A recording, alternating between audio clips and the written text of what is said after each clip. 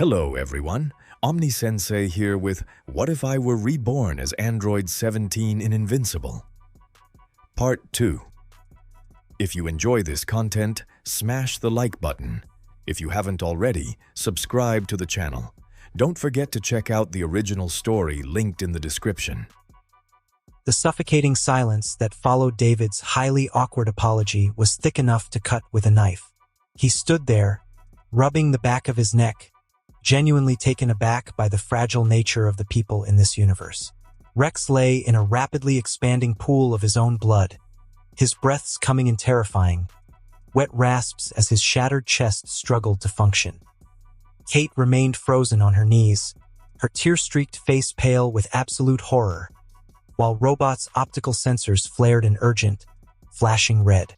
Before anyone could formulate a response to David's casual shrug, the air in the center of the hallway suddenly warped and folded in on itself. A blinding, localized flash of blue teleportation energy illuminated the scorched walls, accompanied by the sharp, metallic tang of ozone. 3 highly trained GDA medical operatives materialized instantly, fully clad in advanced armor. They didn't waste a single millisecond asking questions. They swarmed Rex's broken body with terrifying efficiency.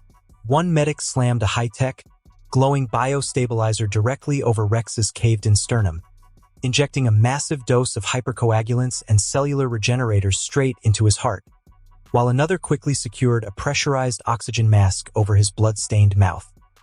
The device hummed softly as they pressed it against Rex's chest, a faint glow spreading across his body. Kate shifted back slightly to give them space, clutching her towel tighter around herself, her eyes flicking between Rex and David. Stepping out of the fading blue light a second later, completely unfazed by the gruesome scene, was Donald.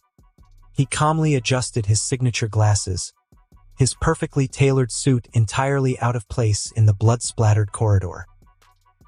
He took one look at the scene, the damaged room, Rex on the floor, Eve standing off to the side, and David looking awkwardly out of place inside internally, though his face remained as composed as ever.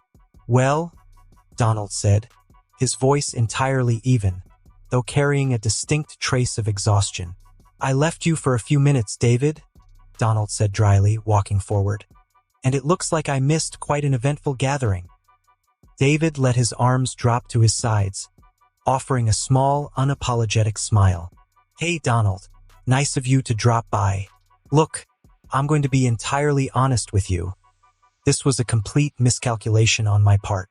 The guy was acting incredibly aggressive, trying to push me around, and he was literal seconds away from blasting me with those glowing orange hands of his. I just wanted to one-tap him and maybe give him a little beating to cool his temper. I genuinely didn't realize human bones here were made of wet cardboard." Donald sighed softly, pulling a small datapad from his jacket pocket and tapping a few keys to authorize the medical extraction.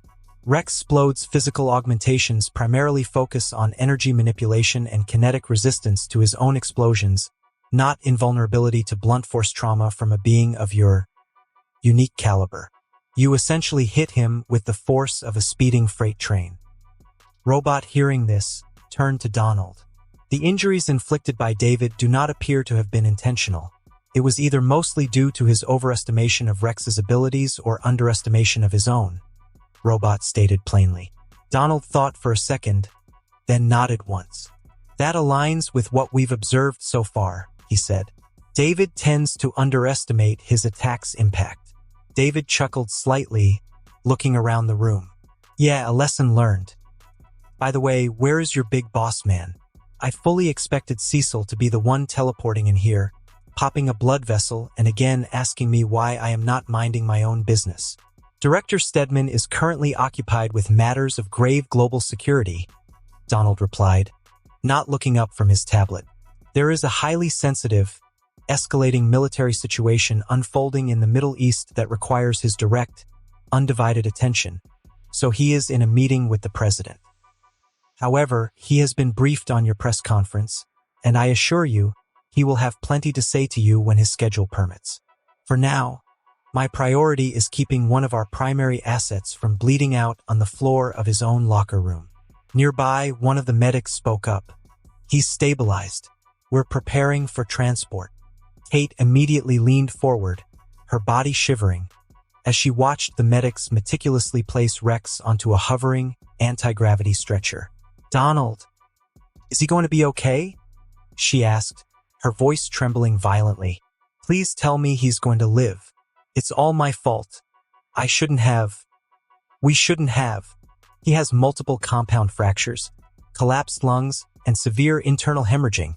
"Kate," Donald stated, offering no sugarcoating, his tone strictly professional. "However, the biostabilizers have halted the internal bleeding, and he is currently stabilized for transport. The GDA's medical wing has dealt with far worse injuries than this. He will live, though his recovery will be extensively painful." Kate nodded quickly, relief washing over her face, though her grip on the towel didn't loosen.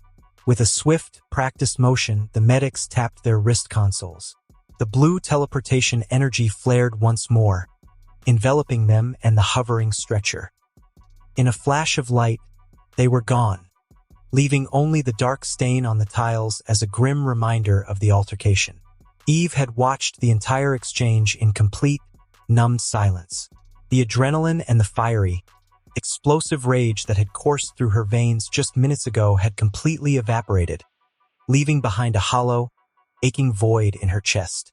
She looked at the blood on the floor, then looked at Kate, who was still weeping softly, unable to make eye contact. She looked at the team headquarters she had spent the last 2 years of her life helping to build. It all felt entirely poisoned now. "I'm out," Eve said. Robot turned toward her. "Eve, no," she cut him off, shaking her head. "Not just for today. I'm done with this team, with all of it, everything. I need time to think, to figure things out, and I can't do that here." Her voice wasn't loud, but it cut through the room with a sharp, undeniable finality that made everyone stop and look at her. "Eve, please," Kate begged, scrambling to her feet, tears streaming freely down her flushed cheeks. "Please don't do this. I know what we did was unforgivable. I know it was the worst thing in the world, but you can't just leave the team. We need you. I'll leave. I'll transfer to another unit. Just please don't throw everything away because Rex and I were stupid." "This isn't just about you being stupid, Kate," Eve replied, her voice trembling with a mixture of profound sadness and lingering disgust. "This is about respect. This is about trust. I put my life on the line every single day with you guys. I trusted you with my life. And the second my back is turned, you're sleeping with my boyfriend. I can't look at you. I can't even look at this place. I need time to process everything that has happened today, and regardless of the current crisis or whatever villains are out there, I am officially done with the team. Robot took a step forward, his metallic hands raised in a placating gesture. "Eve, I strongly advise against making permanent, life-altering career decisions while under the influence of severe emotional distress. Your psychological parameters are currently operating at highly volatile extremes. If you leave now, our combat effectiveness as a cohesive unit will drop by an estimated 47%. The city requires our combined efforts. Find a new heavy hitter, Robot," Eve said coldly, completely ignoring his logical, emotionless plea. "Because I am not doing this anymore." Without another word, Eve's body ignited in a brilliant, blinding aura of atomic pink energy. She didn't walk toward the elevator. She didn't head for the access tunnels. She simply looked straight up at the ceiling. Robot's optical sensors widened slightly in mechanical alarm. "Eve, please wait. That high-density titanium steel retractable ceiling was just reinforced this afternoon to withstand even a direct orbital bombardment. It cost the agency." He didn't get to finish the sentence. Eve raised her glowing hands, and the fundamental laws of physics simply bowed to her will. She didn't blast the ceiling. She effortlessly rewrote its molecular structure. The incredibly expensive, military-grade titanium alloy directly above her instantly transmuted into thousands of delicate, harmless pink rose petals. They fluttered down like soft snow, leaving a perfectly round, 10-foot-wide hole that looked straight up through the building's infrastructure and out into the darkening evening sky of Chicago. With a powerful sonic boom that rattled the remaining equipment crates in the hall, Eve shot directly upwards, a streak of pink light disappearing into the atmosphere in the blink of an eye. The rose petals continued to drift down, landing softly on Donald's tailored suit and Robot's metallic shoulders. Donald and Robot both looked up at the hole she left behind. Donald then slowly took off his glasses, pulling a microfiber cloth from his pocket to clean them, letting out a long, heavy sigh. Do you have any idea how many requisition forms I am going to have to file to explain why $100 million reinforced ceiling has been turned into flour? I calculate the administrative delay to be approximately 3 weeks. Sir, Robot replied dutifully, his mechanical head tilting up to stare at the massive hole. I shall begin drafting the preliminary damage reports. Still, that, Donald said after a moment, is going to be an expensive repair. Robot nodded slightly. I agree. David stood there for a moment and glanced up too, then back at the others as he watched the petals fall, thoroughly amused by the absolute dramatic flair of Eve's exit. He clapped his hands together once, breaking the silence. Yeah, I'm guessing I should probably not add to the bill today. No one laughed at it, but the tension had slightly reduced after Eve left. David rubbed his neck again, then looked at everyone. Well, the guest of honor has officially left the party, which makes my continued presence here incredibly awkward, he announced, stretching his arms casually over his head. He looked over at Donald, dropping the playful tone for a brief, serious moment. Hey Donald, make sure you treat the explosive guy well, alright? Put him in the absolute best medical units you guys have. Just make sure he's fully healed around next time I see him. Walking, talking, and complaining like usual and not paralyzed, half dead, or breathing and eating through a tube. I might not like the guy, but I'd feel pretty bad if my first day here ended with someone getting crippled. Donald slid his glasses back onto his face, his expression unreadable. David, the GDA possesses medical technology decades ahead of civilian hospitals. Assuming his neurological pathways remain stable, Rex will make a full, albeit highly uncomfortable, recovery. I highly suggest you try to refrain from hitting any of our other operatives in the future. Well, I'll do my absolute best to keep my hands to myself, David promised with a charming, wildly insincere grin. Not wanting to cause any further property damage and add to Donald's impending mountain of paperwork, David gently lifted off the ground. He floated smoothly upwards, navigating perfectly through the makeshift opening Eve had created, leaving the depressing, quiet base far behind him. Emerging from the top of the commercial building, David was instantly greeted by the cool, refreshing rush of the evening wind. The sun had completely set, and the sprawling metropolis of Chicago was now a glittering ocean of artificial lights stretching out to the dark, massive expanse of Lake Michigan. He hovered there for a moment, his eyes scanning the horizon. Far off in the distance, miles above the cloud layer, he could faintly detect the unique, rapidly fading energy signature of Eve's pink aura. For a brief, fleeting second, David actively considered flying after her. His body even leaned slightly in that direction. He knew exactly what she was going through. Her entire world had just violently collapsed. Her boyfriend had cheated on her. Her best friend had betrayed her, and her team was effectively shattered. She was probably sitting on top of some secluded mountain right now, crying her eyes out and feeling entirely alone in the universe.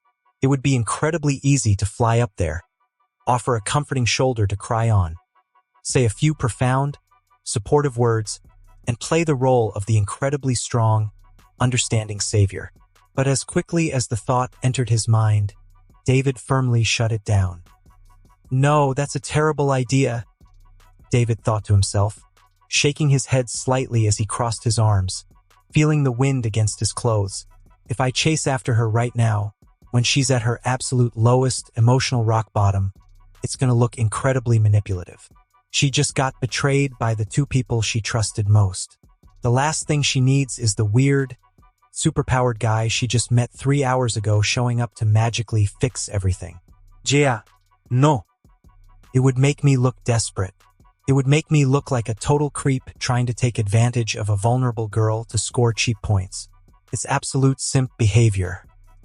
I am significantly better than that. He knew Eve.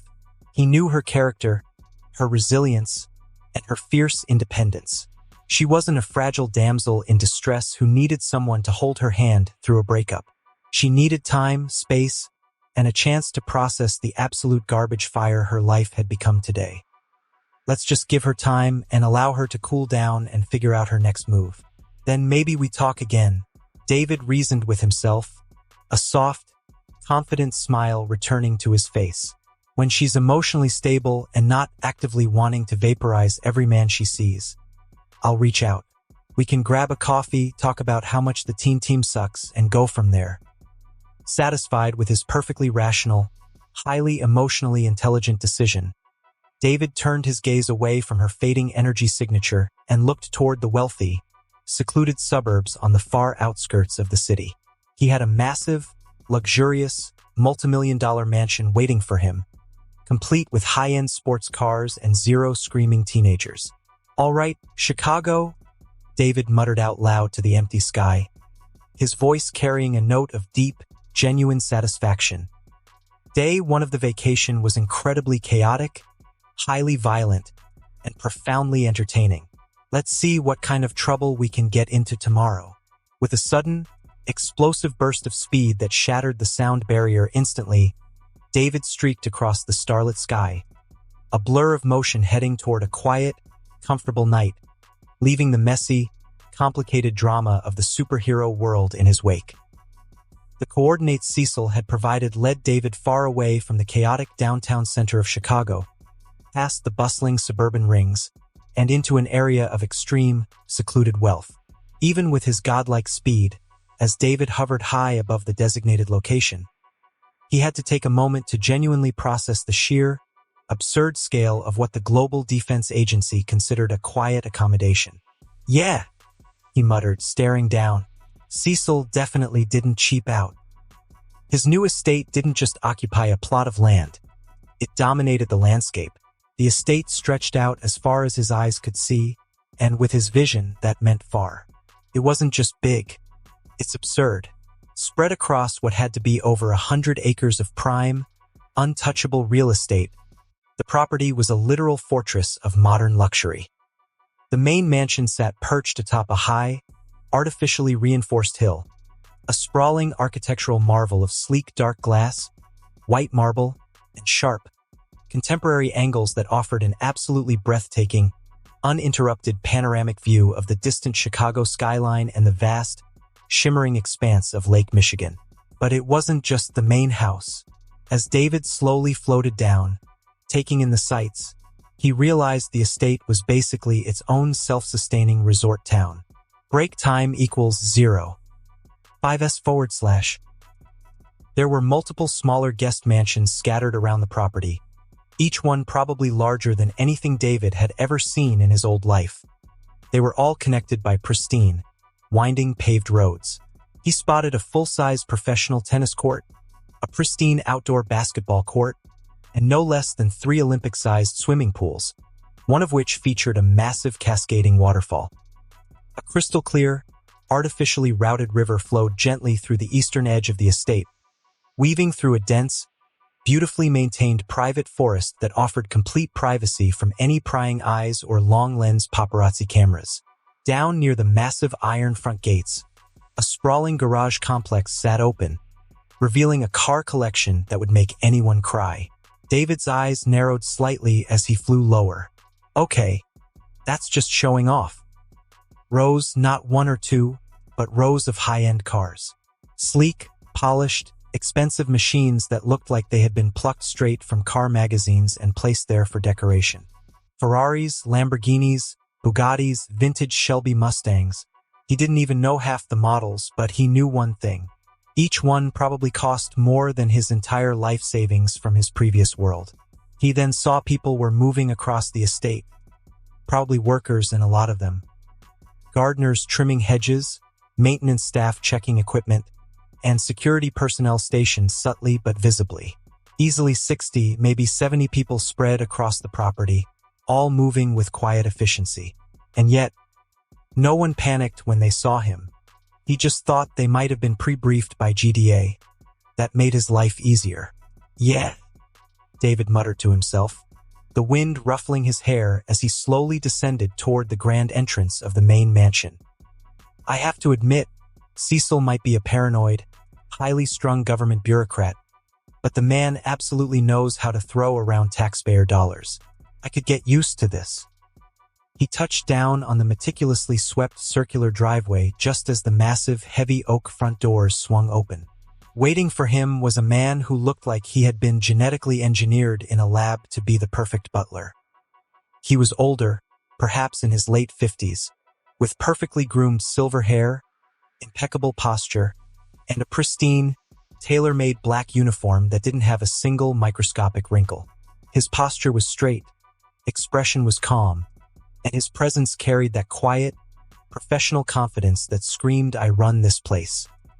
Behind him, David could see glimpses of a massive staff, moving efficiently through the grand foyer, cleaning, arranging flowers, and ensuring the estate ran like a finely tuned machine. "Good evening, Mr. Atkinson," the man said, his voice carrying a smooth, refined, and deeply polite British cadence. He offered a crisp, respectful bow. "Welcome to your new home, sir. My name is Sebastian. I am the head of the household staff, and I have been entirely placed at your disposal to ensure your residence here is as comfortable, peaceful, and frictionless as possible." David smiled, casually stuffing his hands into the pockets of his jacket as he walked up the marble steps. "Nice to meet you, Seabass. I've got to say, this place is absolutely insane. I was expecting a nice penthouse, maybe a townhouse with a decent security system.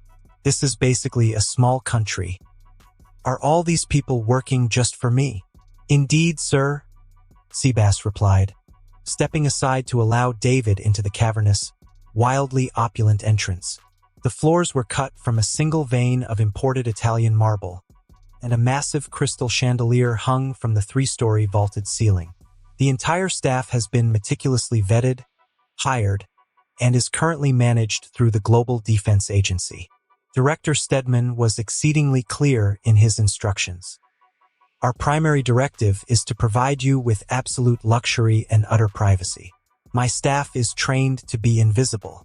We will maintain the estate, prepare your meals, and handle all logistical necessities with minimal conversation and maximum efficiency.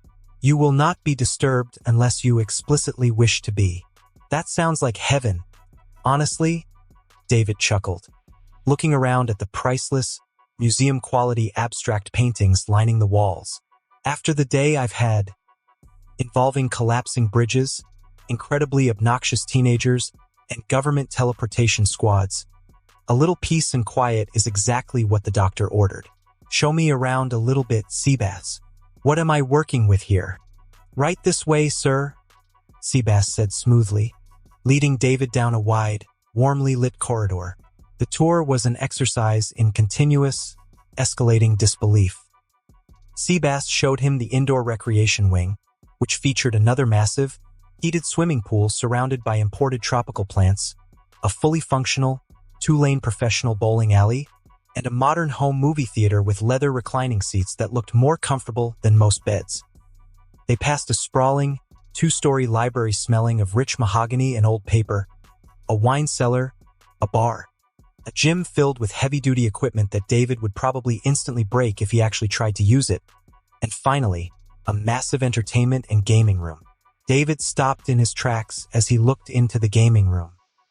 It was outfitted with 3 massive, 100-inch 8K OLED screens, surrounded by the newest, most advanced gaming consoles, high-end customized PC rigs, and rows upon rows of physical game cases.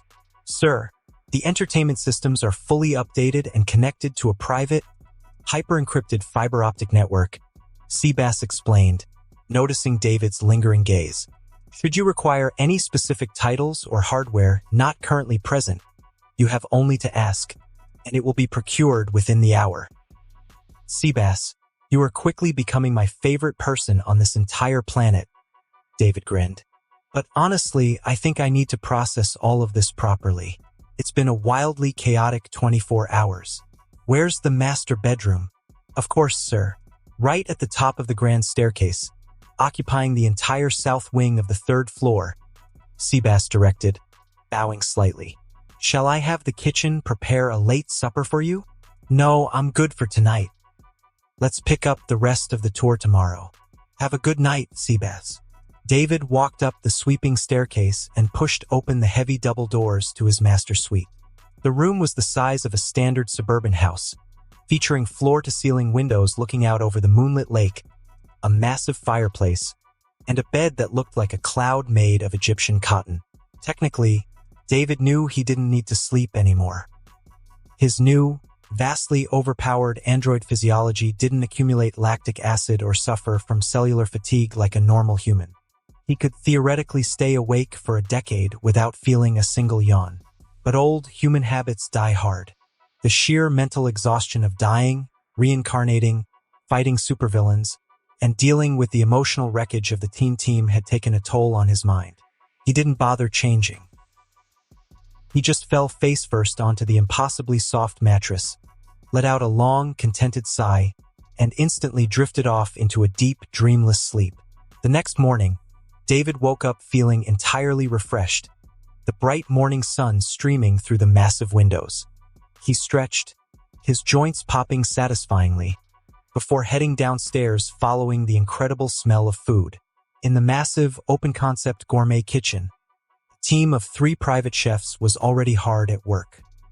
When David sat down at the expansive marble dining table, Seabass immediately appeared, pouring a cup of perfectly brewed, rich black coffee. Even though David didn't need sustenance to survive, there was absolutely no way he was going to pass up the cooking masterpiece placed in front of him. He devoured a massive breakfast.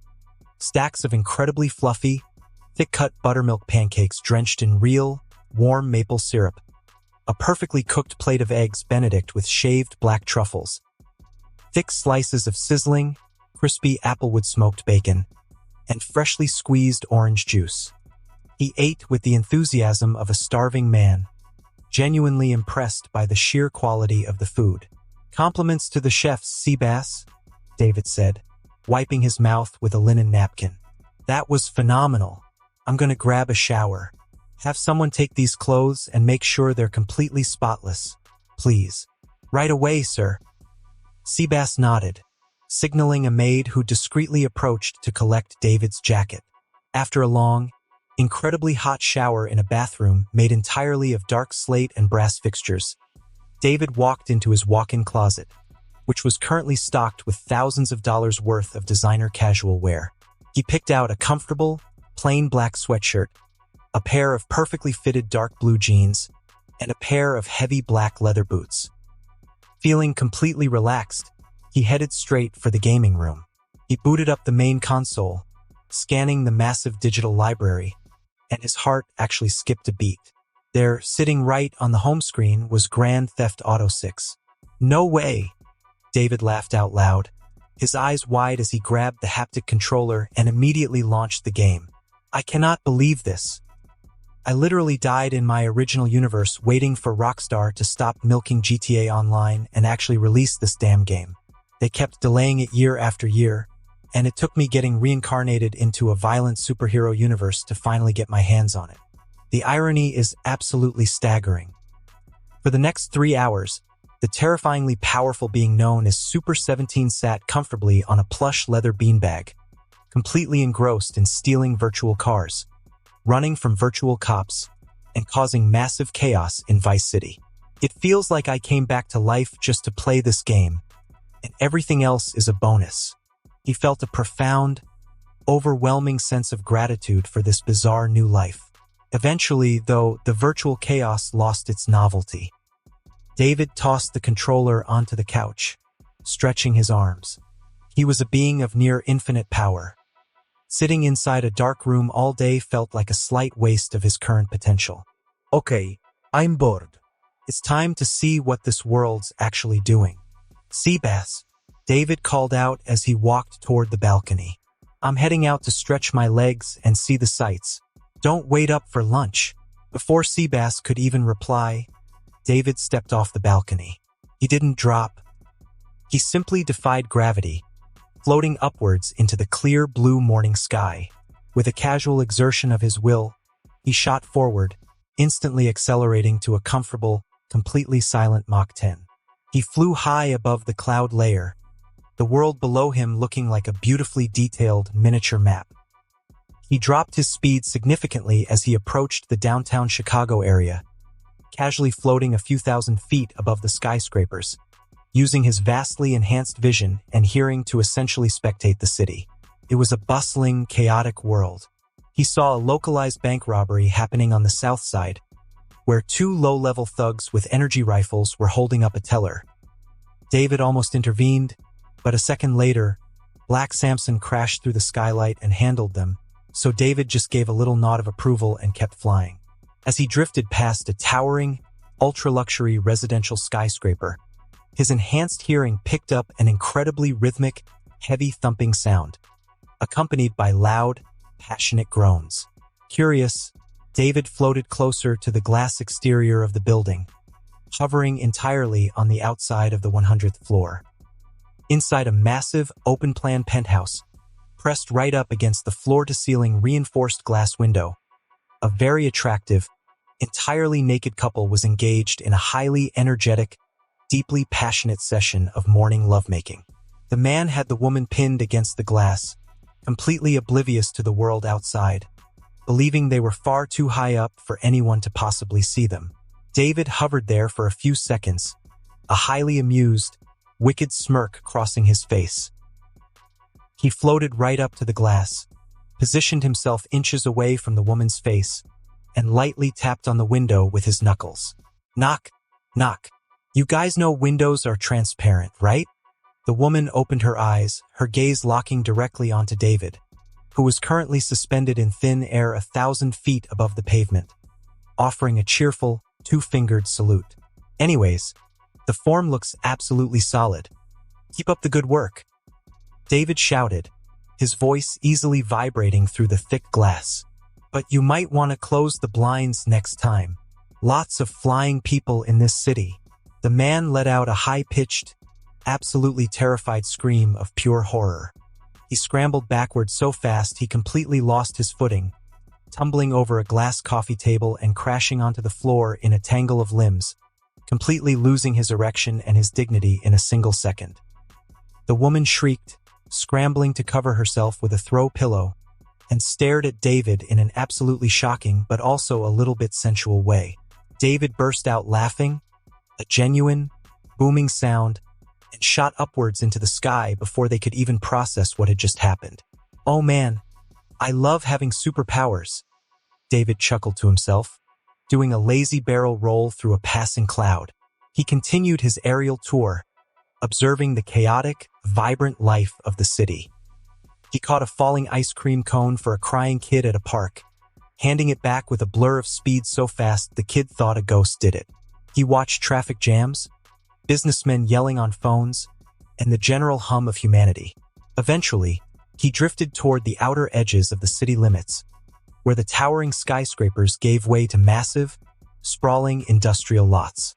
Something down below caught his enhanced vision, prompting him to stop midair and squint. A massive, multi-block section of an abandoned industrial park had been completely cordoned off.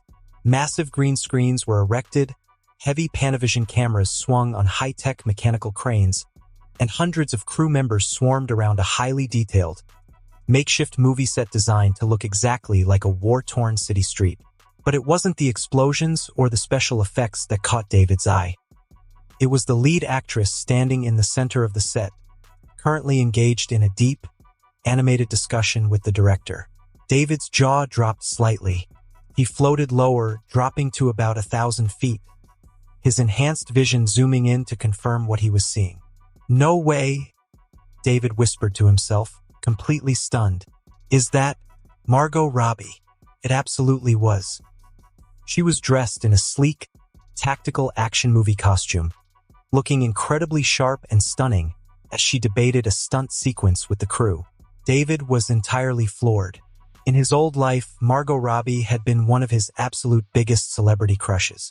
He had watched The Wolf of Wall Street and Barbie more times than he cared to admit. "Okay, this world is officially broken," David whispered. "Fictional characters, real actors, superheroes. What even is this place?" His mind was racing with the bizarre implications of a multiversal timeline. "Man, she looks even better in person. I wonder if I can swoop down there, casually ask for an autograph, and maybe—" David was so completely engrossed in his internal fanboy monologue, staring down at Margot from 1,000 feet up, that he entirely failed to pay attention to his immediate surroundings. Suddenly, a massive, deafening crack of a breaking sound barrier echoed directly behind him. Before David could even turn his head, something slammed directly into the center of his upper back with the kinetic force that could level multiple buildings. For David, the impact felt roughly equivalent to a small, slightly annoying rubber ball bouncing off his shoulder. He didn't even budge a single millimeter, his position in the air remaining completely static and unbothered. But the object that had hit him was not nearly as fortunate. David turned around slowly, brushing an invisible speck of dust off the shoulder of his black sweatshirt, to see a teenager clad in a bright yellow and blue spandex suit violently bouncing off his back. It was Mark Grayson, Invincible. Mark had just started to fly and was already going at top speed without even having basics under control, and also wasn't not paying attention to where he was going, and had essentially flown face first into an immovable, indestructible brick wall. The sheer kinetic rebound of hitting David's impossibly dense body had completely shattered Mark's equilibrium. His yellow goggles were shattered, as his eyes were rolled back into his head, and he was completely limp, knocked into a terrifying state of semi-consciousness. "Ugh! What did I hit?" Mark groaned deliriously, his limbs flailing uselessly as he completely lost his ability to fly. Gravity instantly took hold, and the young hero began to plummet rapidly toward the earth. David let out a long, heavy sigh, watching the kid fall. Seriously? Do people in this universe just not look where they're going? You got this entire massive, empty sky, and still had to crash on me. David was fully prepared to just let Mark fall and learn a harsh lesson about understanding one's limit. Viltrumite or not, hitting the ground from this height may hurt a little, but it wouldn't kill him. But as David calculated Mark's trajectory, his eyes widened slightly. Mark wasn't just falling toward an empty field. He was dropping like a supersonic lawn dart directly toward the center of the movie set. Specifically, right toward the exact spot where Margot was currently standing. "Oh, absolutely not," David snapped, his annoyance flaring. "You are not ruining my chances of meeting Margot by turning her into a red smear on the pavement." In a flash of movement so fast it didn't even register as a blur, David dove. He easily caught up to the plummeting teenager, reaching out and casually grabbing Mark by his wrist just a few hundred feet above the terrified, screaming film crew. The sudden deceleration caused a massive shockwave of displaced air to hit the set below, blowing over light stands and sending papers flying, but everyone remained completely unharmed. Without missing a beat, David hauled the groggy teenager back up into the clouds, dragging him like a misbehaving toddler. They stopped a few thousand feet in the air. Mark was still completely out of it, groaning and clutching his head as he dangled from David's iron grip. "All right, Sleeping Beauty, time to wake up and learn how to use a crosswalk," David said as he very, very lightly slapped Mark's cheek. Mark didn't respond to that, which frustrated David as he raised his free hand, fully intending to slap Mark hard across the face to jar him back to full consciousness. Before his hand could make contact, the air pressure around them suddenly shifted. A figure dropped out of the higher atmosphere, stopping exactly 10 feet away from them. He wore a pristine white and red suit, his cape billowing aggressively in the wind, his arms crossed over a massive, barrel-shaped chest. His dark hair was perfectly styled, and his iconic mustache framed a face that was currently twisted into an expression of cold, barely contained, murderous fury. "Nolan Grayson, Ummy Man," Nolan's eyes darted from his unconscious son dangling by the wrist to the casual, entirely unbothered man holding him. The tension in the air was so thick it could choke a lesser being. Nolan looked ready to unleash the kind of violence that shattered entire continents. David, however, just let out a soft chuckle. He completely ignored the terrifying aura radiating from the Viltrumite, shifting his grip to hold Mark up slightly like he was displaying a fish he had just caught. "Well?"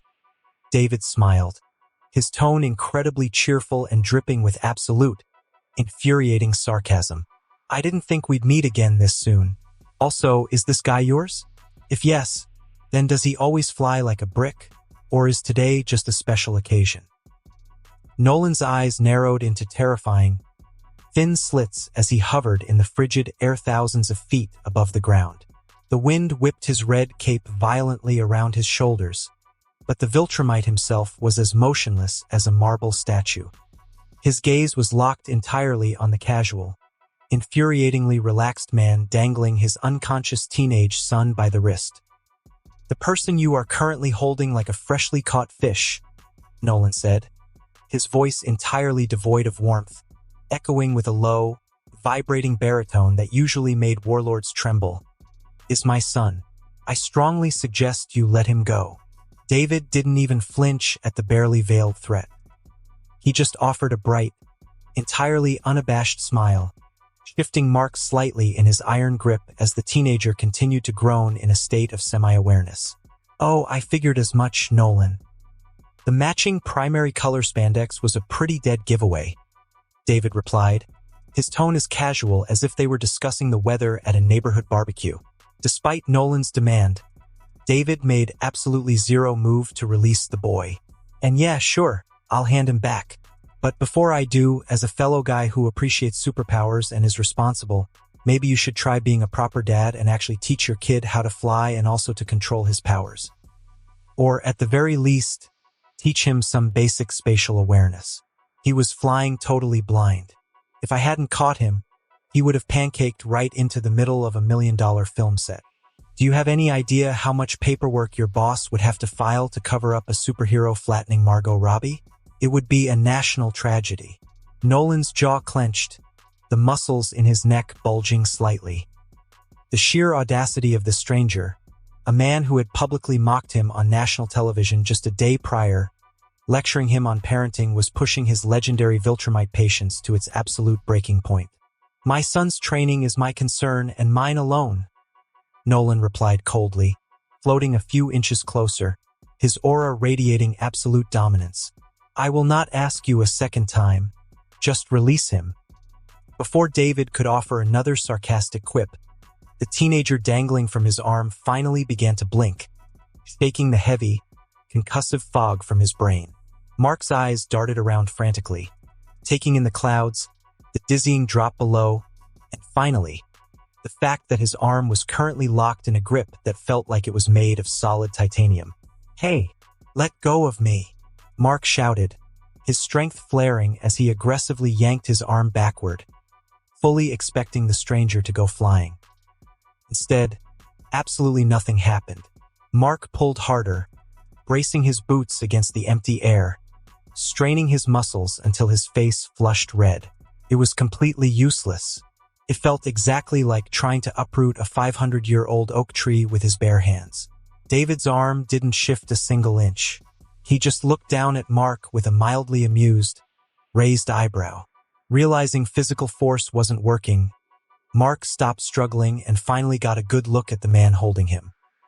His eyes went wide as recognition instantly clicked. "Wait!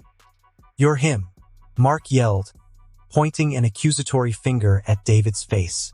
"You're the guy, the one from the press conference. You're the guy who was talking completely out of his ass about my dad on live TV." The sheer teenage indignation radiating from Mark was almost palpable. Like any normal son whose father had just been publicly disrespected, his embarrassment over crashing instantly transformed into fiery, defensive anger. He glared at David, his fists clenching tight. "Okay, what the hell, man?" Mark snapped, now fully awake, frustration creeping into his voice. "Let go of me." David finally glanced at him, expression neutral. "Relax," he said. "If I wanted to hurt you, you wouldn't be talking right now. Just hold still for a second. You think you can just show up on the news, act like you're better than the greatest hero on the planet, and then come to our city and act like you own the place?" Mark spat, his voice cracking slightly with emotion. "My dad has saved this planet 1,000 times. He has saved millions of people. But you haven't done anything but talk." David didn't look angry. He didn't look insulted. He just looked profoundly, chillingly bored. With a completely casual flick of his wrist, David released Mark's arm. Mark, who had been pulling backward with all his might, instantly lost his center of gravity. He tumbled backward through the air, flailing wildly for a terrifying second before his flight powers kicked back in, stabilizing him just as he reached his father's side. He hovered there, panting heavily, glaring daggers at David. "Listen to me very carefully," David said, the playful sarcasm instantly vanishing from his voice, replaced by a cold, sharp edge that made the surrounding air feel 10 degrees colder. "I don't care who your dad is, and I don't care how many times he's caught a falling airplane. Respect isn't something you inherit through a bloodline, and it's certainly not something you earn by flying face first into my spine because you were too busy daydreaming to look where you were going. If you're going to wear that cape, you need to actually learn how to use your powers. Because next time you hit something that isn't me, you're not going to wake up, or worst, you will probably kill them. It's a fact whether you like it or not." Mark opened his mouth to fire back a hot-headed retort, but before he could speak, a heavy hand clamped down firmly on his shoulder. "Enough, Mark," Nolan commanded, his voice stern and completely unyielding. Mark looked at his father, utterly betrayed.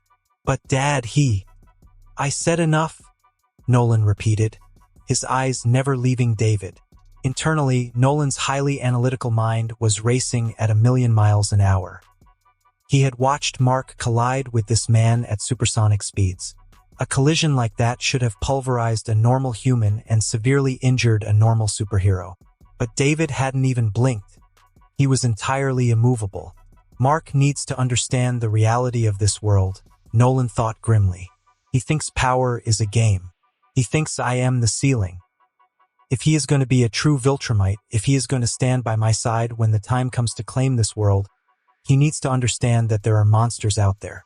And this man is a monster. Take that advice seriously, Mark," Nolan said aloud, his tone shifting into the rigid cadence of a military instructor. "If you want to remain true to your Viltrumite heritage, if you genuinely want to become like me, you cannot afford to make amateur mistakes.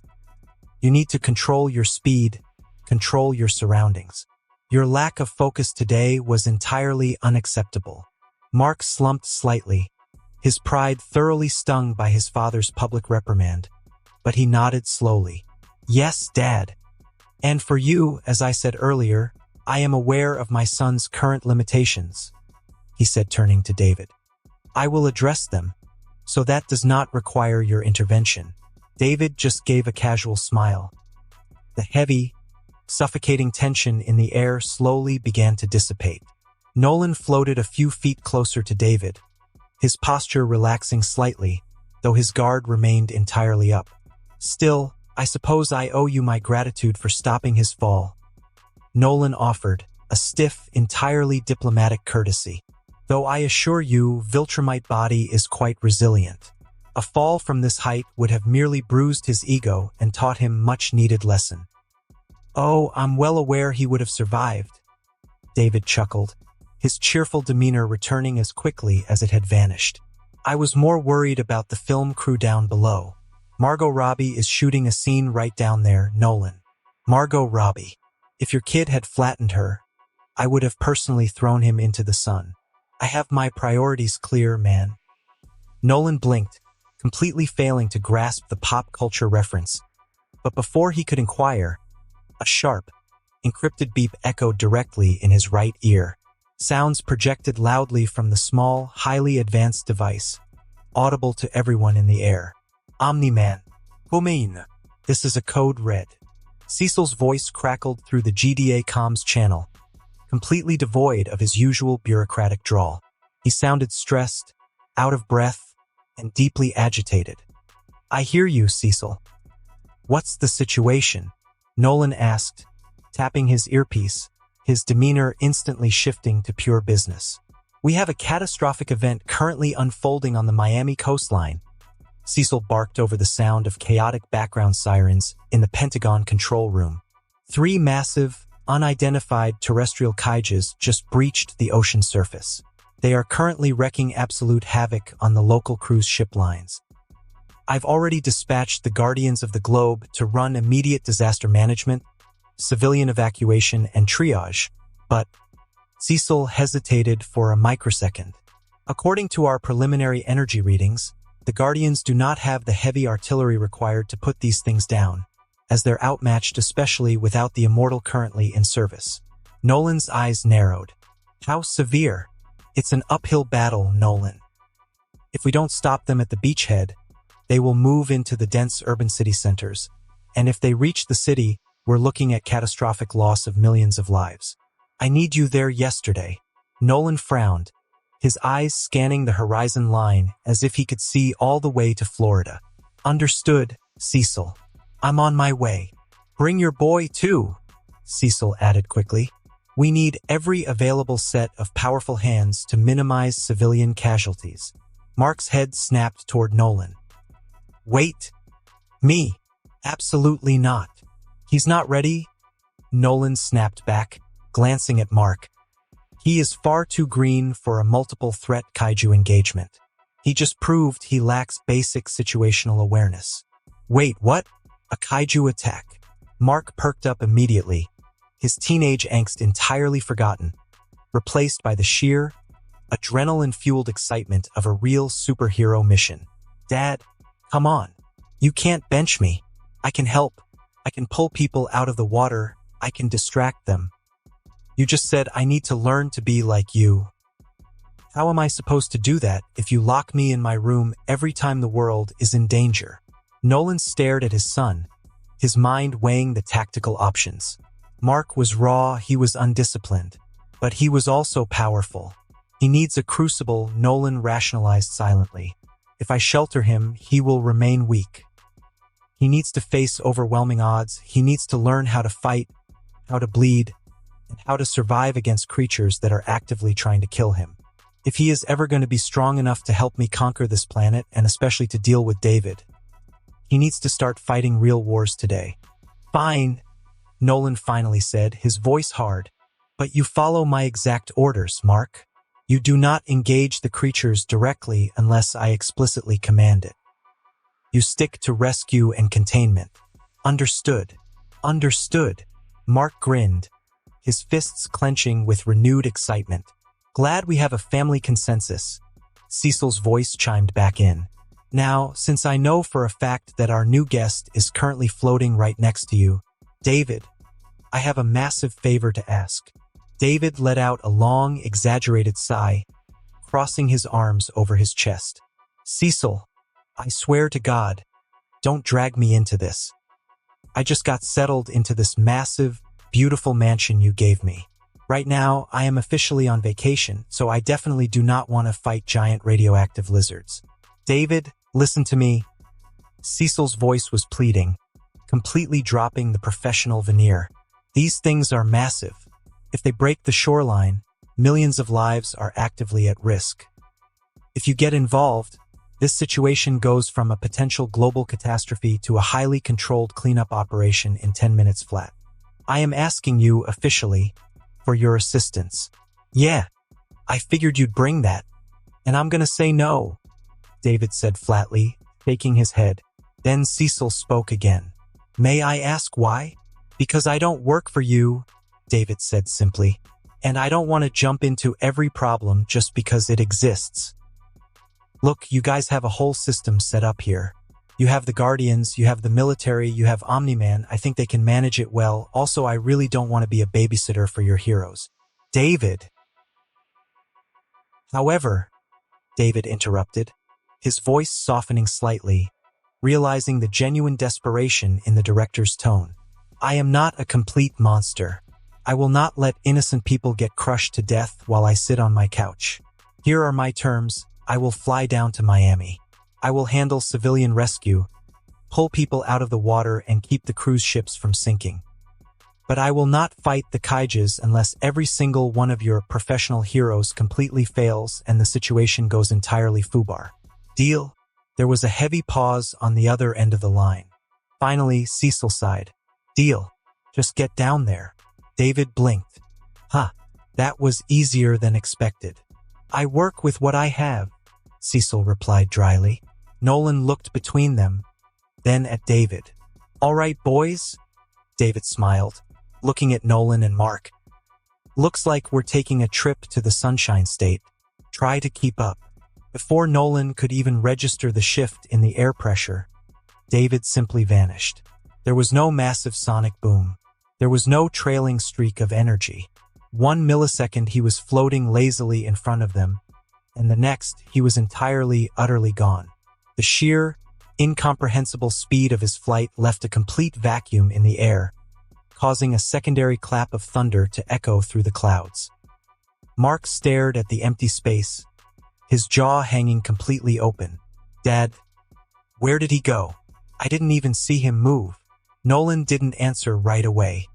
He just stared at the spot where David had been, a cold drop of genuine, unfamiliar apprehension tracing its way down his spine. Focus, Mark, Nolan ordered, shaking the thought away as he angled his body southward. We have a job to do. With a deafening crack that shattered the sound barrier, the father and son duo took off, pushing their body to the absolute limit just to follow in the wake of the monster who had already left them behind. Meanwhile, in an undisclosed location, high above the sprawling labyrinth of the city, inside the heavily fortified penthouse of a massive, black glass skyscraper, a completely different kind of meeting was taking place. The room was vast, intimidating, and drenched in shadows, illuminated only by the faint, pulsing ambient lights of the city below and the harsh, flickering glow of a massive television mounted to the far wall. The air was thick with the suffocating smell of expensive cigar smoke, ozone, and impending violence. Sitting at the head of a massive, polished obsidian conference table was the undisputed king of the city's criminal underworld, Machine Head. He wore a pristine, impeccably tailored Italian white suit that probably cost more than a suburban house. But where a human head should have been, there was only a smooth, polished, expressionless robotic head. His glowing, vertical pink optical sensors pulsed rhythmically as he steepled his fingers, looking out at the terrifying assembly of mercenaries he had gathered in his boardroom. Standing immediately behind Machine Head's high-backed leather chair was Isotope, his most loyal, sniveling subordinate. The man constantly touched his beards, his hands twitching with the teleportation energy he used to keep his boss out of federal prison. To the left of the table stood Furnace, a walking nightmare encased in a massive, rivet-studded suit of heavily armored boilerplate iron.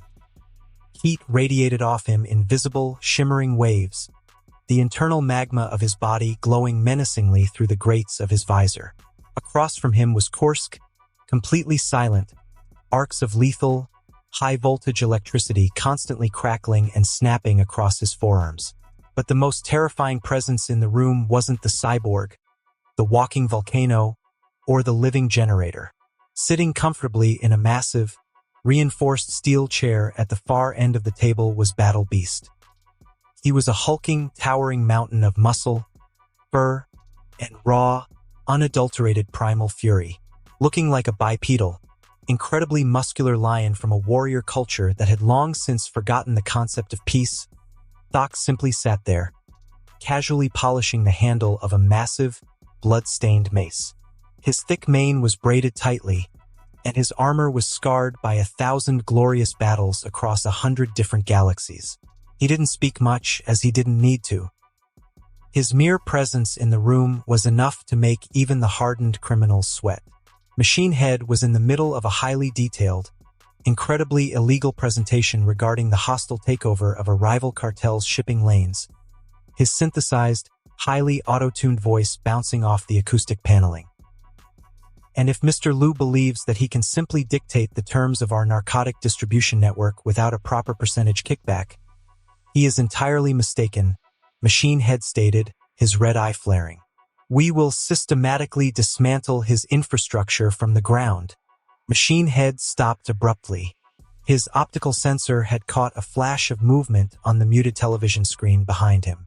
He raised a metallic hand, silencing the room instantly. Isotope. Increase the audio volume, Machine Head ordered, his robotic voice entirely devoid of inflection.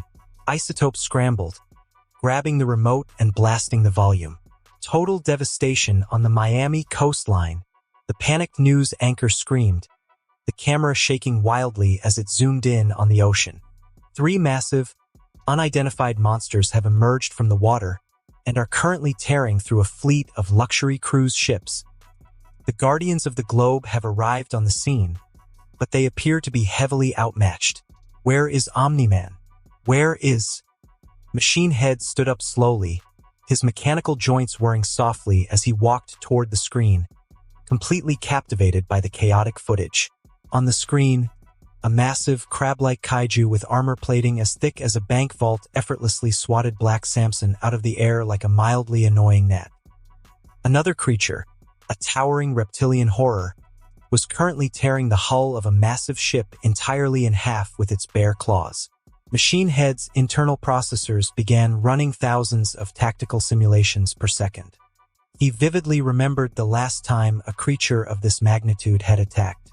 A single, tentacled kaiju had forced Omni-Man to go entirely all out, engaging in a brutal, bloody brawl that had leveled several city blocks before the GDA finally managed to capture it. And now there were 3 of them. If these creatures possess enough raw power to force the Guardians into a defensive retreat, Machine Head calculated silently, his red eye glowing brighter. If I could somehow get his hands on just one of these biological weapons, if I could drug it, collar it, and unleash it upon Mr. Liu, together with my mercenaries, that old fart wouldn't stand a chance. I wouldn't just be a boss. I would be the absolute, undisputed king of the global underworld. The order will be mine. Look at the sheer, beautiful destruction, Machine Head said aloud, his auto-tuned voice taking on a melodic, almost reverent quality. Pure, untamed power. Isotope, get me a direct line to our deep cover operatives within the GDA cleanup crews. I want to know exactly where they take these things if they manage to kill them. We are going to procure ourselves a very large, very angry pet. At the far end of the table, Battle Beast slowly lowered his mace. His deep, golden feline eyes locked onto the television screen. He watched the massive creatures roar, their roars shaking the camera lens, their claws ripping through solid steel. He watched the heroes scatter, bleeding and broken. A low, rumbling purr began to vibrate deep within his massive chest, a sound that sent immediate shivers down Isotope's spine. He then gripped his mace tighter, his blood boiling with the ancient, unending thirst for a worthy challenge. Battle Beast was a proper battle junkie, who always craved more fights, more rush, and especially a fight that could either completely satiate him or give him a glorious death. Finally, he said, voice low and filled with anticipation, something that might actually be worth my time and give me a glorious fight. Machine Head smiled faintly. Yes, he said, this could be very useful. And far above them all, David watched, unaware that his presence was already starting to shift the entire game. The warm, humid air over the Miami coastline had been completely entirely replaced by the choking, suffocating stench of burning ozone, pulverized concrete, and evaporated seawater. When David arrived, halting his supersonic flight to hover perfectly still high above the Atlantic, he was greeted by a scene of absolute, apocalyptic chaos. It wasn't just a battle, it was a full-scale war zone. Even he had to admit the situation looked far worse than what Cecil's brief description had implied. 3 massive, terrifyingly distinct kaijus had established a beachhead just a few miles off the pristine, white sands of Miami, and they were systematically dismantling the combined forces of the Global Defense Agency, the United States military, and every available superhero on the eastern seaboard. Smoke covered the entire horizon as military jets flew through the sky, with missiles exploding across the ocean. Sirens echoed from every direction. To the south, a colossal, heavily armored crustacean that looked like a demonic fusion of a king crab and a mantis shrimp was engaged in brutal close-quarters combat. Its shell was a dark, bruised purple, covered in jagged spikes that deflected tank shells like raindrops.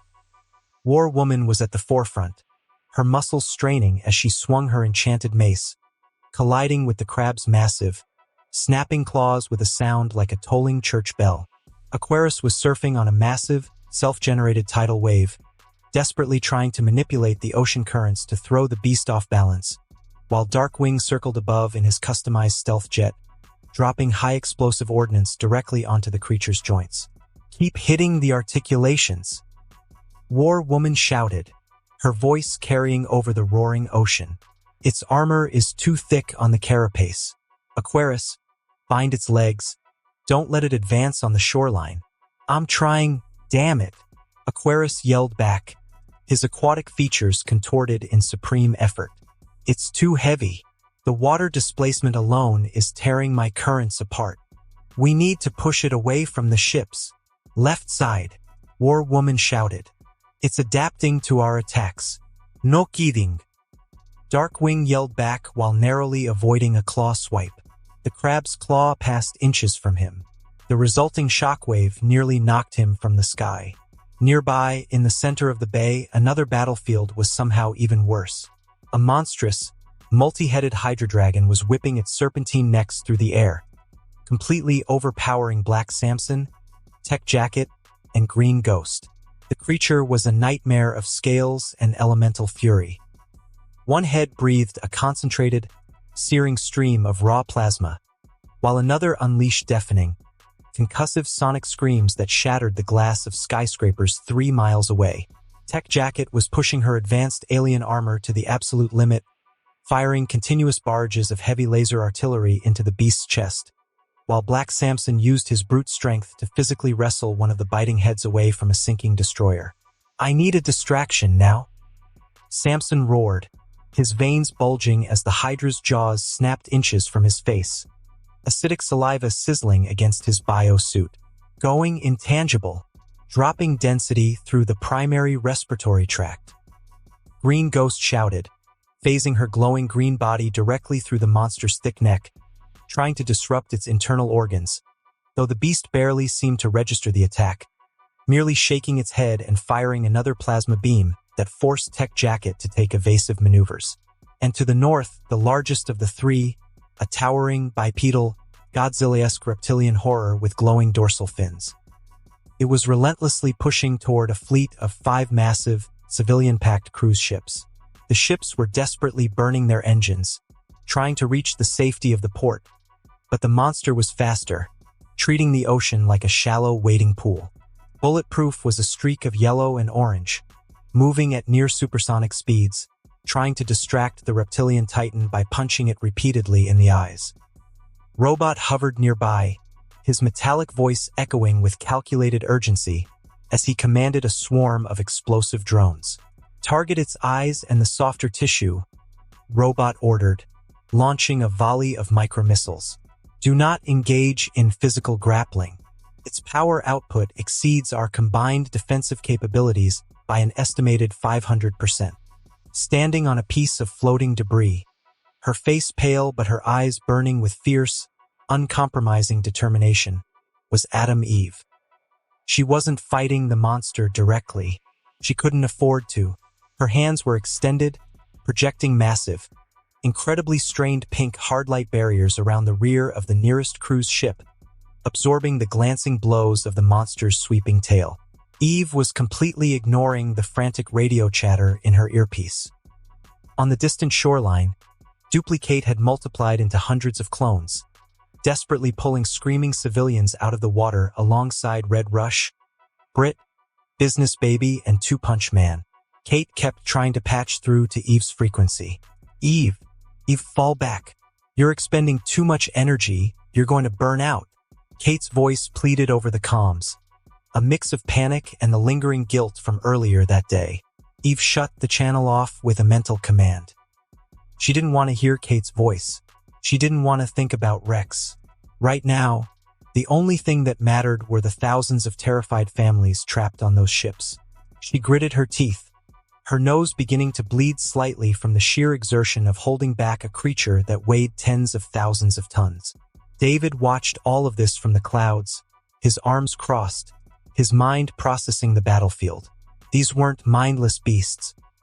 They were from the second age of existence, an ancient primal era, and they possessed a terrifying combat intelligence. He watched the Godzilla kaiju intentionally take a hit from Bulletproof just to bait him into a narrow corridor, allowing the Hydra to sweep its sonic blast across the area, narrowly missing the hero but completely shattering his momentum. They were collaborating, they were hunting together. Before David could decide on his angle of approach, the air pressure beside him shattered. Nolan and Mark arrived like two speeding comets. Nolan took a fraction of a second to assess the dire tactical situation.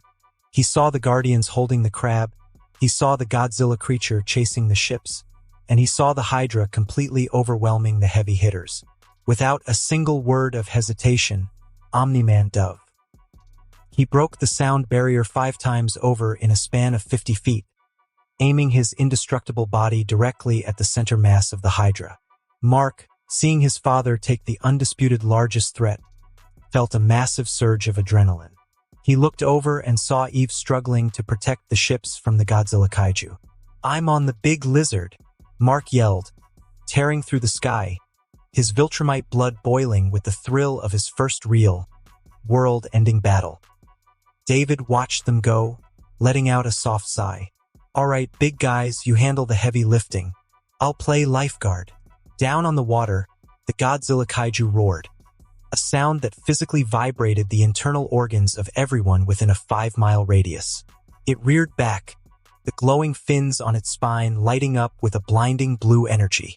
It opened its massive jaws, aiming a concentrated beam of destruction directly at the 2 rearmost cruise ships.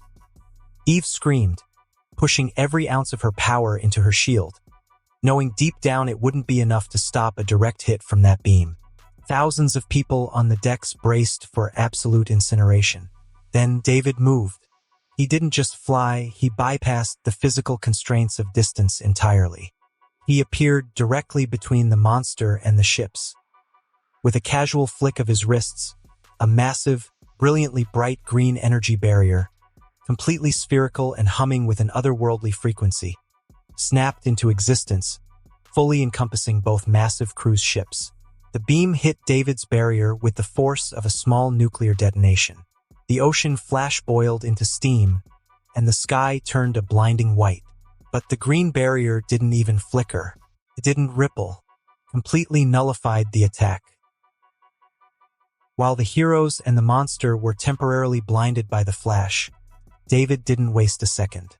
He dived underneath the 2 cruise ships, placing one hand firmly on the reinforced barrier of the left ship and his other hand on the right ship. With a casual move, David lifted them. The ocean roared as millions of gallons of water cascaded off the bottoms of the 2 cruise ships as they were hoisted directly into the sky. David flew forward, carrying 2 vessels that collectively weighed over 200,000 tons as easily as a man carrying 2 bags of groceries. He soared over the battlefield, completely ignoring the stunned, gaping expressions of the heroes below, and gently, perfectly placed both ships into the protected inner harbor miles away from the fight.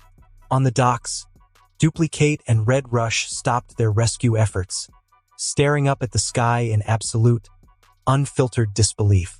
Did that guy just casually carry 2 entire cruise ships?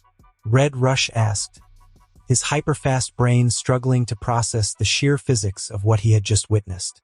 "That's him," one of the military commanders, pointing a pair of binoculars, shouted, his voice shaking. "That's the new guy from the press conference. 17. The one who called out Omni-Man. Holy Mother of God. He wasn't bluffing about his power." Back at the war zone, David's casual display of godlike intervention had a profound, unintended consequence. The Hydra kaiju, possessing a high level of primal intelligence, recognized the massive power spike. It realized its prey was being stolen. The Hydra went absolutely berserk. It let out an agonizing roar, completely abandoning its focused attacks on Omni-Man and Tech Jacket. All 5 of its heads reared back, and it unleashed a chaotic, omnidirectional barrage of plasma beams, acidic spit, and sonic shockwaves across the entire battlefield. The sudden, erratic spam of attacks completely shattered the hero's carefully maintained formations. A stray plasma beam clipped Black Samson's shoulder, instantly melting through his biosuit and sending him spiraling into the ocean with a scream of agony. Green Ghost tried to phase through a sonic shockwave, but the sheer vibrational frequency disrupted her intangibility, knocking her unconscious mid-air. She began to fall, only saved when Robot quickly redirected a drone to catch her limp body. Eve threw up a massive dome shield, desperately protecting Bulletproof and a nearby squad of military fighter jets from a barrage of acid, but the impact shattered her construct, sending a wave of backlash through her nervous system that dropped her to her knees on her floating platform. The stalemate was completely broken. Seeing the Hydra's frenzy, the Godzilla kaiju became entirely enraged. It ignored the remaining crew's ships for a moment, locking its glowing, reptilian eyes on the young hero in yellow and blue who had just punched it in the snout.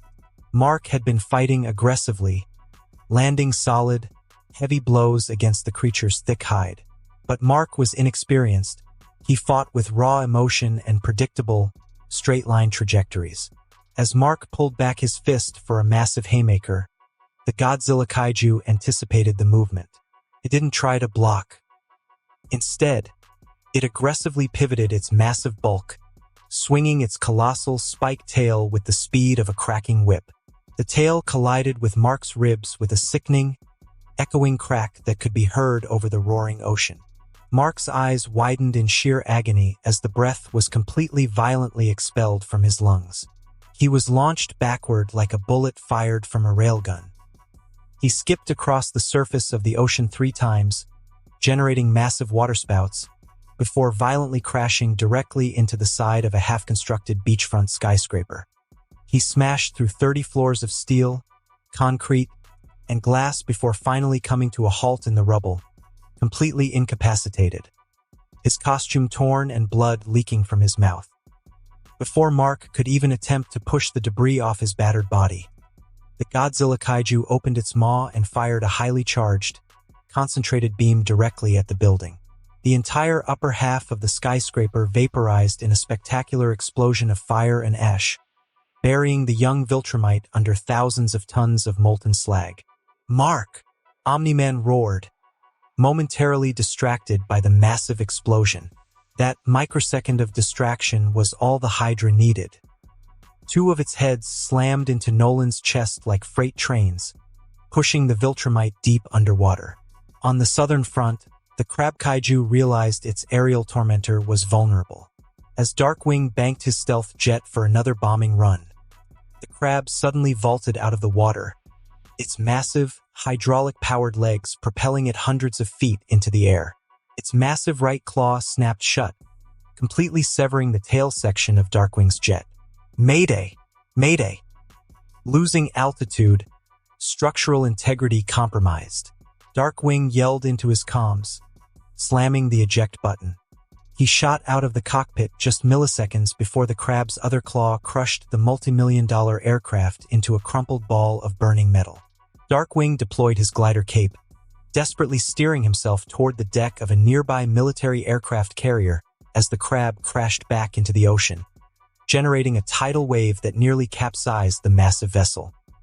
The battlefield had completely degraded into a slaughterhouse. Samson is down. Green Ghost is down. That new guy is MIA. Tech Jacket yelled over the comms, her armor's internal alarms blaring a steady, terrifying red. "I can't hold this Hydra back alone. The cellular regeneration is off the charts. Every time I blast a hole in it, it heals in seconds." Omni-Man burst from the ocean, his suit soaked, his eyes burning red with pure, concentrated Viltrumite rage. He flew directly at the Hydra, his fists moving faster than the eye could track. He punched entirely through one of the creature's thick necks, showering the ocean in dark, viscous blood. But before Nolan could move to the next head, the severed stump bubbled, twisted, and violently regenerated a brand new, fully functional head that immediately snapped its jaws around Nolan's cape, dragging him back down. Tech jacket. Leave this one to me. Go assist the others and find my son. Nolan commanded, his voice strained as he physically pried the massive jaws off his back, unleashing a brutal punch directly into the monster's eyes. Copy that. Tech jacket acknowledged, firing her thrusters and abandoning the Hydra to engage the Godzilla kaiju, which was currently turning its attention back to the remaining cruise ships. David, floating high above the carnage, casually wiped a speck of soot from his cheek. He watched Mark get buried, he watched the Guardians get scattered, and he watched Omni-Man get locked into a brutal, bloody stalemate. Man, when things go wrong here, they go spectacularly wrong, David muttered to himself. He didn't waste time marveling at the destruction. He dove back down, projecting his green barriers around two more of the massive cruise ships. Once again, he hoisted them into the air, flying them over the panicked city and depositing them safely next to the first two. In the highly classified headquarters of the GDA, the mood was incredibly grim.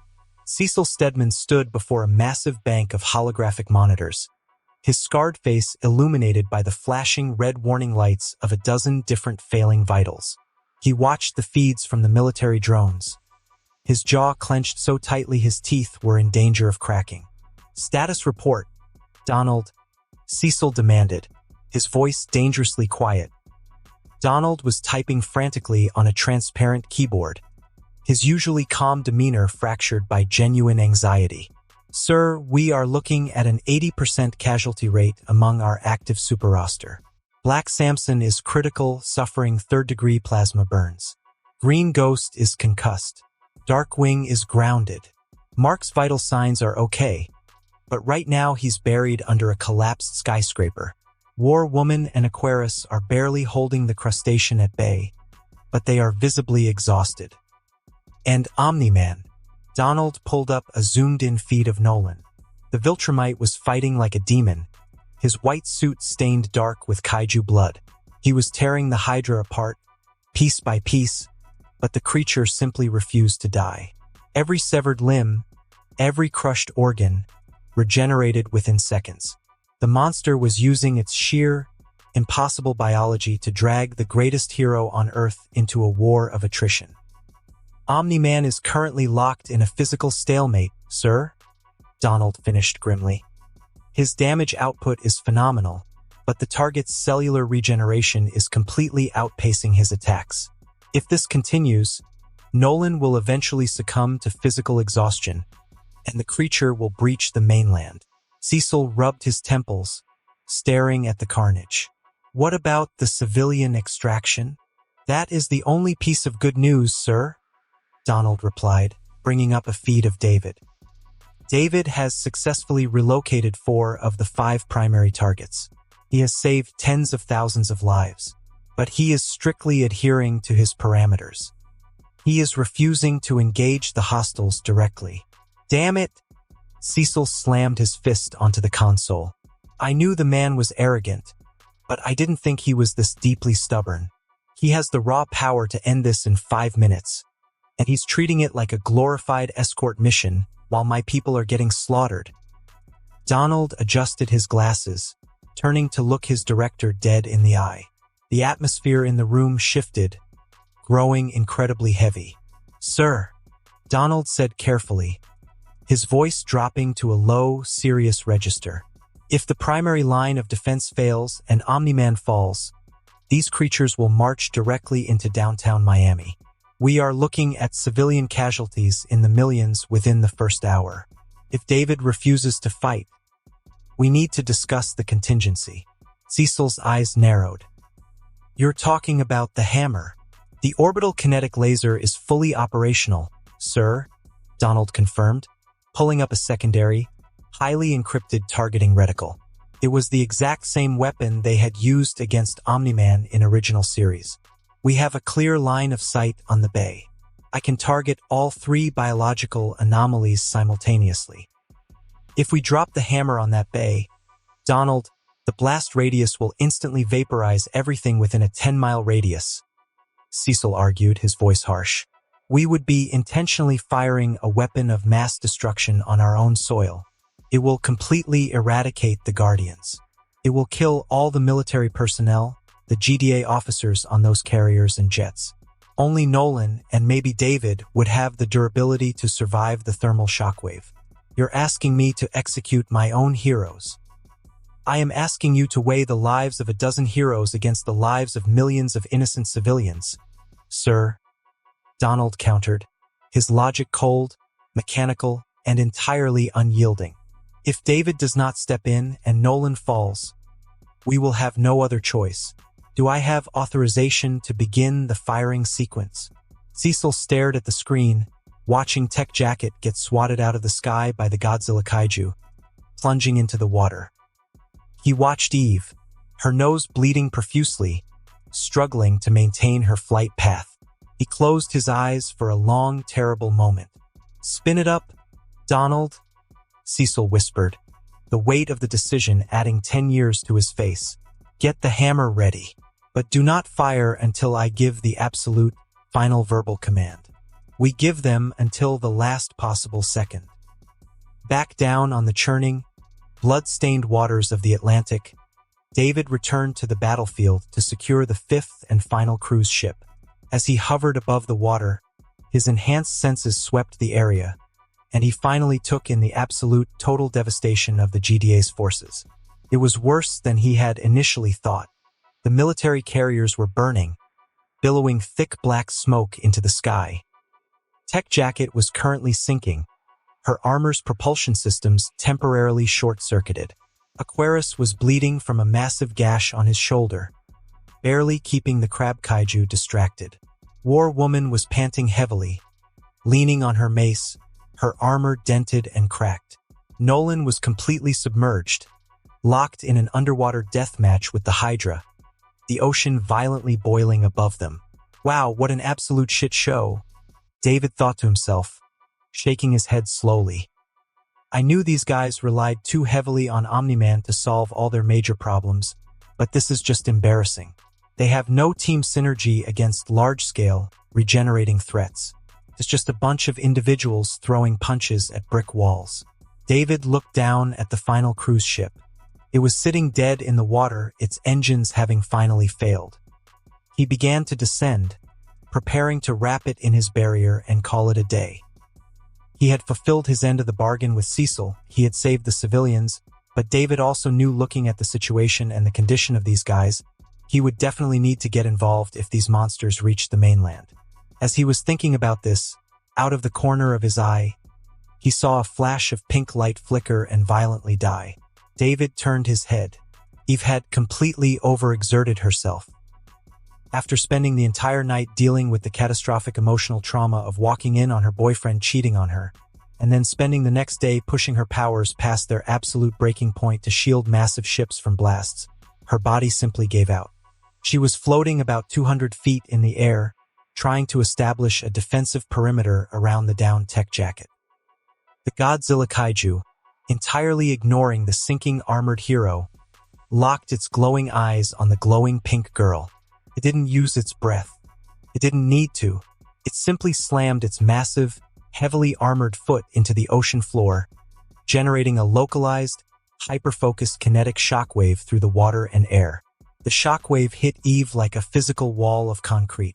She gasped, her eyes rolling back into her head as the breath was forced from her lungs. The pink aura surrounding her body flickered wildly, then completely vanished, plunging her into darkness. She lost consciousness instantly. Without her powers to sustain her flight, gravity took immediate, cruel control. Eve began to fall. David's eyes widened, his gaze tracking her trajectory. She wasn't just falling into the ocean. Directly beneath her, drawn by the sudden splash of the shockwave, the massive crab kaiju had surfaced. It looked up at the falling girl, its horrific, multi-layered maw opening wide, revealing rows upon rows of razor-sharp, grinding teeth, ready to swallow her whole. War Woman screamed, throwing her mace, but she was too far away. Aquarius reached out with a stream of water, but his powers faltered. Kate shouted, "Eve!" Omni-Man noticed the situation, but he was still occupied with the Hydra beast. Nobody could reach her in time. They were all going to watch her die. David let out a heavy, incredibly annoyed sigh. God damn it. I specifically said I wasn't going to play babysitter today. He didn't just fly, didn't just accelerate. It felt as if he had manipulated the spatial dimensions around him. As he moved at speed faster than light, it looked like he just teleported across the battlefield in a fraction of a millisecond. Eve was entirely unaware of the horrific death waiting for her. She was floating in a peaceful, exhausted darkness. Suddenly, the rushing wind in her ears stopped. The terrifying sensation of freefall vanished. She felt a strong, incredibly firm arm wrap securely around her waist, pulling her flush against a solid, incredibly warm chest. The sheer shock of the sudden stop should have snapped her spine in half, but she felt nothing but a gentle, comforting deceleration, as if she had landed on a pile of feathers. Eve groaned, her eyelids fluttering open slowly. Her vision was blurry, swimming with dark spots and sheer exhaustion. The first thing she registered was the overwhelming smell of the ocean, mixed with a faint, clean scent of expensive cologne. She blinked, her vision slowly coming into focus. She was suspended in mid-air, hundreds of feet above the gaping, snapping maw of the giant crab monster. Holding her effortlessly, completely ignoring the chaotic battle raging around them, was David. He was looking down at her, his expression a mixture of mild amusement and genuine concern.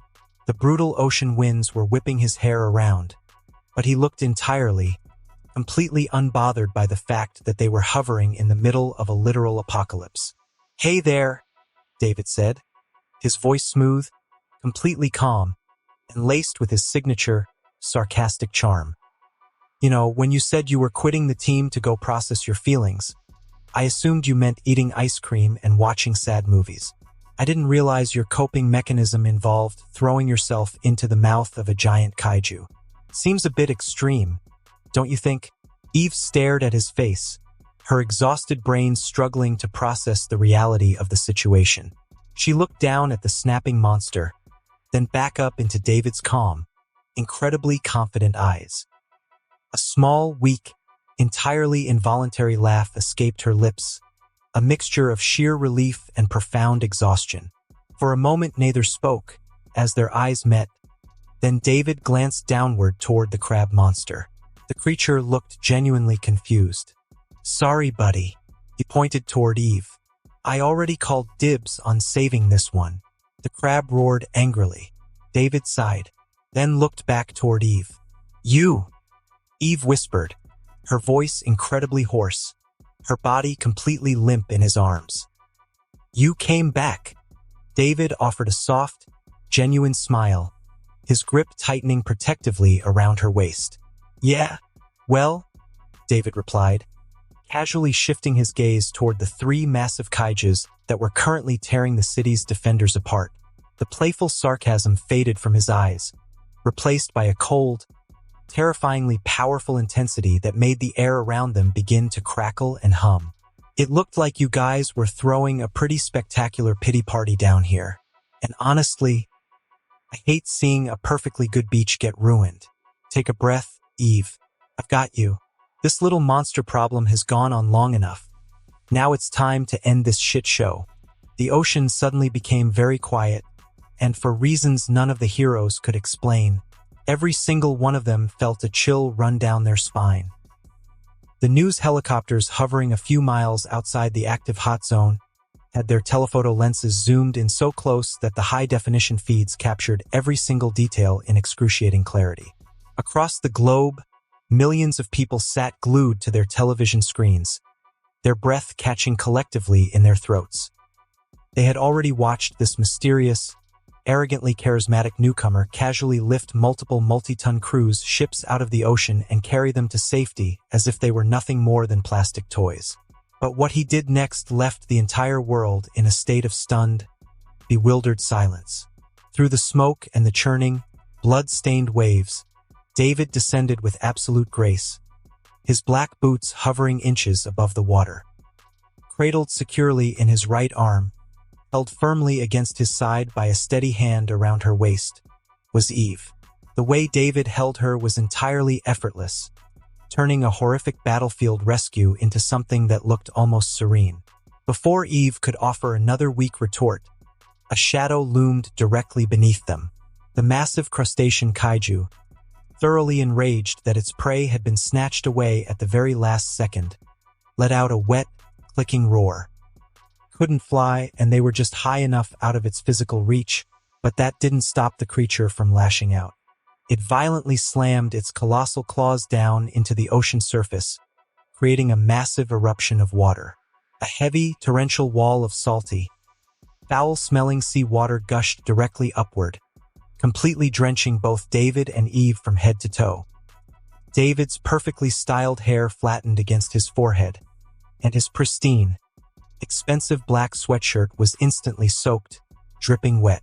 David froze. His relaxed, charming expression slowly morphed into one of pure frustration. He looked down at his ruined clothes, then down at the bubbling water where the giant crab was preparing for another strike. "Oh, you have got to be absolutely kidding me," David snapped, his voice dripping with sudden, highly dangerous irritation. He looked over toward the remaining heroes who were still hovering in a loose, fractured circle around the beast. War Woman was nursing a bruised shoulder, Aquarius was panting heavily on a fading wave, and several military gunships were trying to line up another useless rocket volley. "Hey, all of you!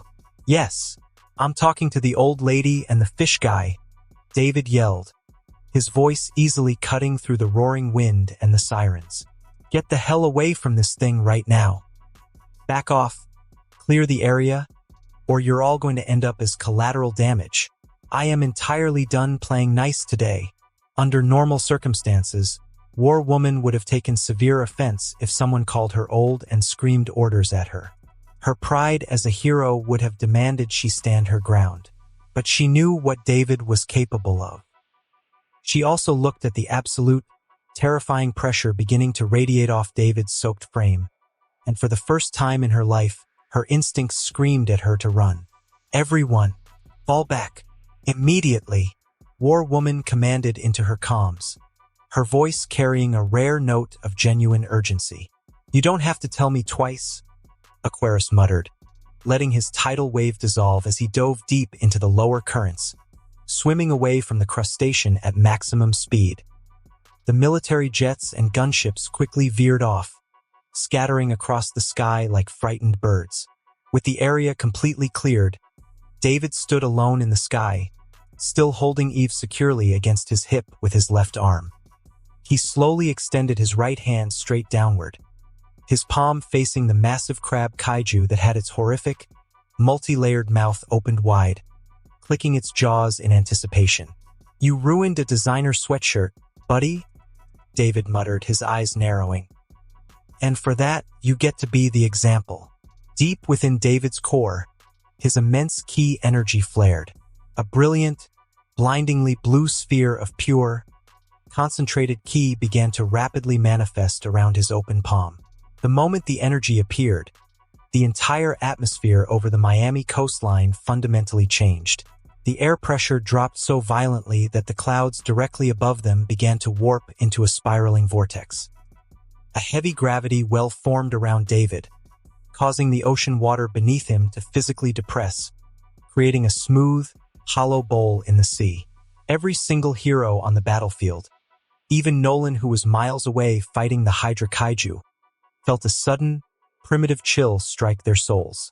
The sheer volume of energy David was gathering wasn't just immense. It felt entirely infinite, compressed into a space no larger than a basketball. "Goodbye, Mr. Krabs," David said calmly. He released the blast. A solid, thick beam of brilliant blue ki energy shot downward from his palm.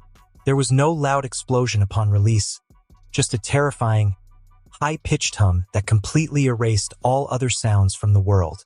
The beam struck the open mouth of the crab kaiju head-on. The energy didn't detonate on impact. It was so incredibly dense and powerful that it simply acted like a cosmic drill, melting, vaporizing, and erasing everything in its path.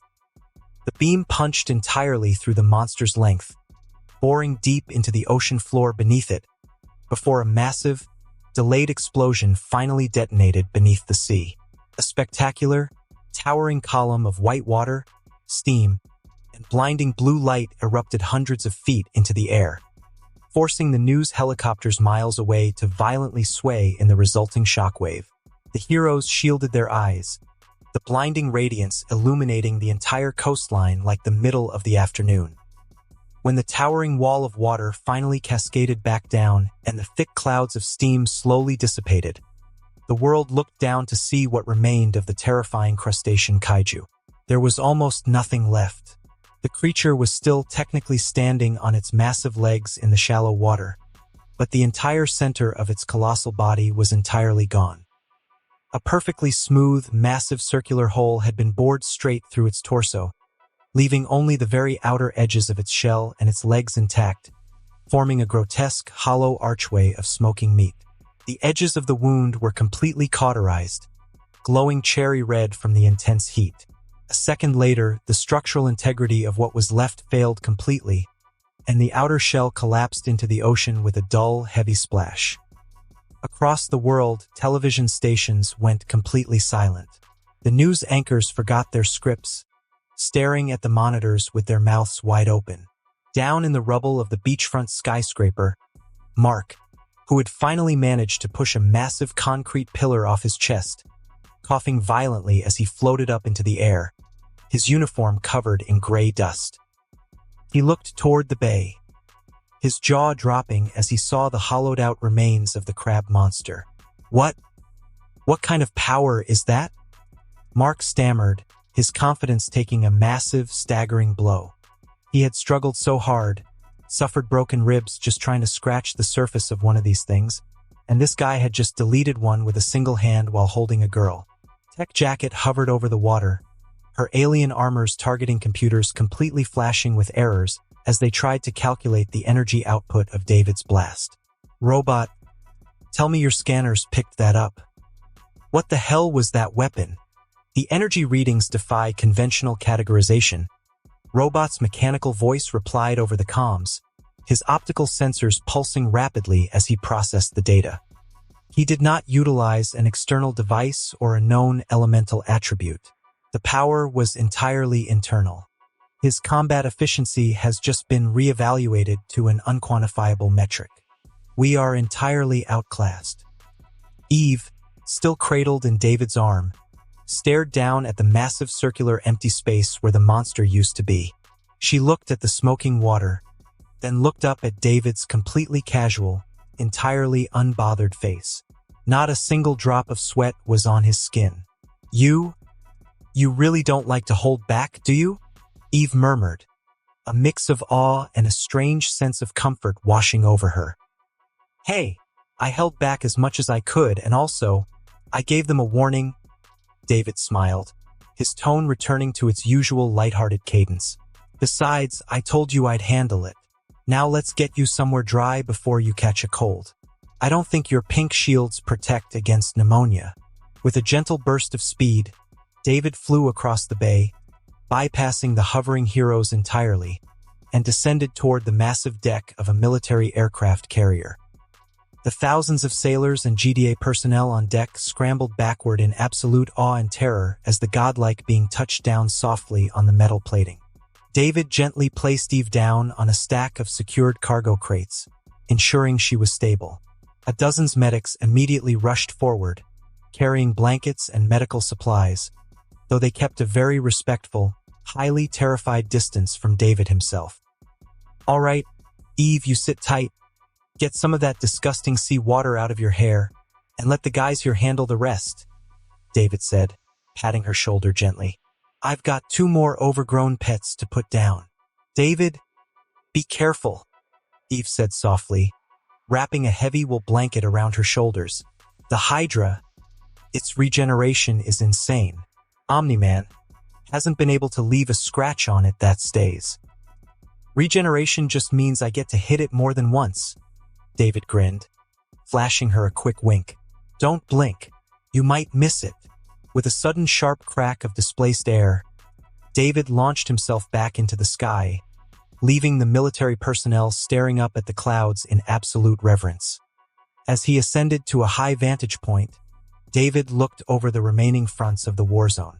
The situation had completely fragmented. The remaining standing heroes had entirely given up on their original individual assignments and were now desperately throwing themselves into a massive, combined effort to contain the final two monsters. To the north, War Woman, Robot, Tech Jacket, Bulletproof, and Aquarius, heavily supported by a relentless barrage of military fighter jets and naval artillery, were completely focused on the Godzilla kaiju. They were fighting defensively, using hit-and-run tactics to keep the beast from stepping onto the sandy beaches of Miami. Bulletproof was a continuous blur of motion, drawing the creature's attacks away from the city, while Robot coordinated heavy missile strikes to keep it off balance. But it was the center of the bay that caught David's undivided attention.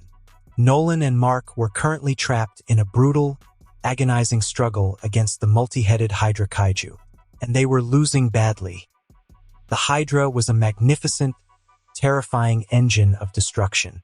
Its 5 massive, serpentine heads moved with a terrifying, coordinated intelligence, weaving through the air like a nest of angry vipers. It used its massive, muscular tail to churn the ocean into a furious whirlpool, while its heads alternated between concentrated high-energy plasma beams and devastating sonic screams. Mark was getting absolutely hammered. He was young, entirely inexperienced, and his physical endurance was reaching its absolute limit. His suit was torn to shreds, his face was covered in dark bruises, and his left arm hung slightly limp at his side. He flew into the fray with reckless, teenage desperation, trying to prove himself to his father, but his movements were sloppy. "Mark, fall back to the upper atmosphere." Nolan roared, his own suit stained with dark blood as he physically wrestled one of the Hydra's heads, trying to snap its jaw. "You are completely out of your depth. Your positioning is terrible, and you're letting your emotions dictate your actions. If you cannot maintain focus, you are a liability. Leave this area immediately and let me finish this." "No, I'm not leaving you, Dad," Mark yelled back, his voice cracking with sheer frustration and exhaustion as he wiped blood from his nose. He dove back down, throwing a heavy punch into the snout of a second head. "I can fight. I can handle this. I'm not a kid anymore. Just tell me where to hit it." "You're hitting the wrong targets," Nolan scolded, his tone harsh and demanding as he was forced to drop his own assault to intercept a third head that was about to snap Mark completely out of the air. Nolan caught the head by its teeth, his muscles groaning under the immense pressure before he violently hurled it away. "Be attentive. Watch the flanks. If you cannot read the enemy's movements, you will die here," Mark argued, his teenage pride refusing to let him back down in front of his father, but his stubbornness was rapidly turning fatal. He lunged forward again, entirely failing to notice that the Hydra was intentionally baiting him. The creature was highly intelligent. It had been observing the dynamic between the two flying men. It noticed how the older, far more dangerous one consistently altered his strategy, dropping his defensive guard and risking injury whenever the younger, weaker one was in immediate danger. It recognized the deep, instinctual bond between father and son, and it decided to use it as a weapon.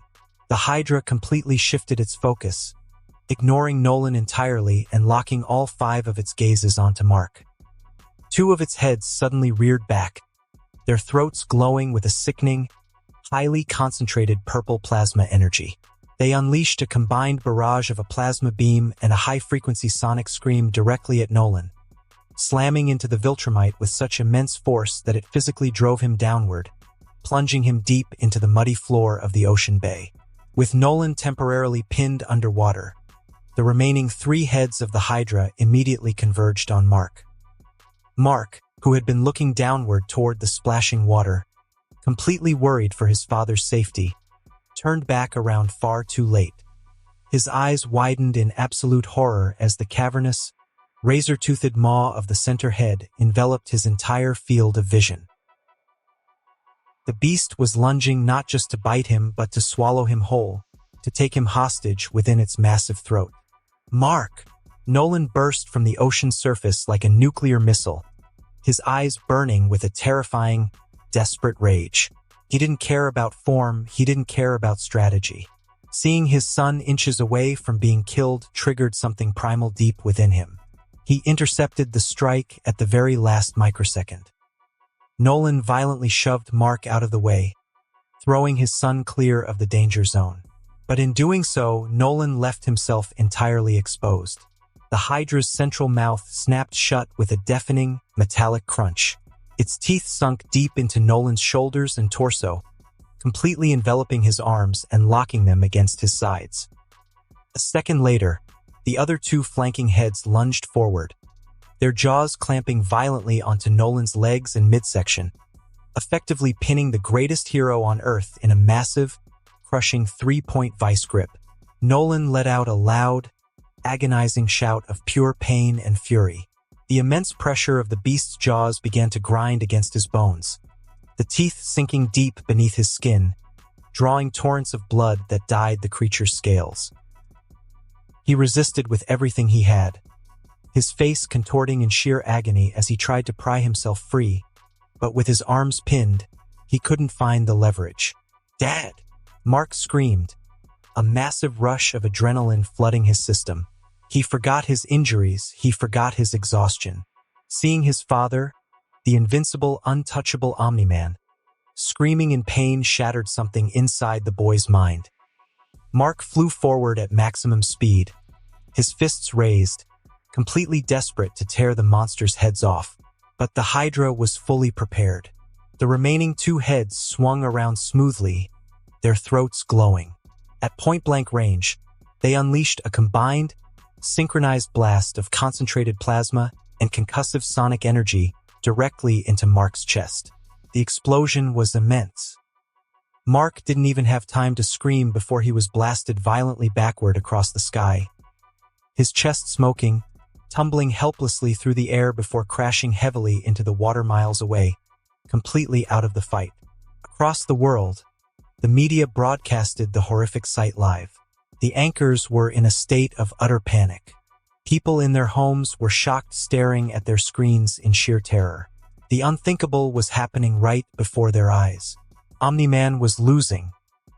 He was trapped, bleeding, and being systematically crushed to death by a mythical horror.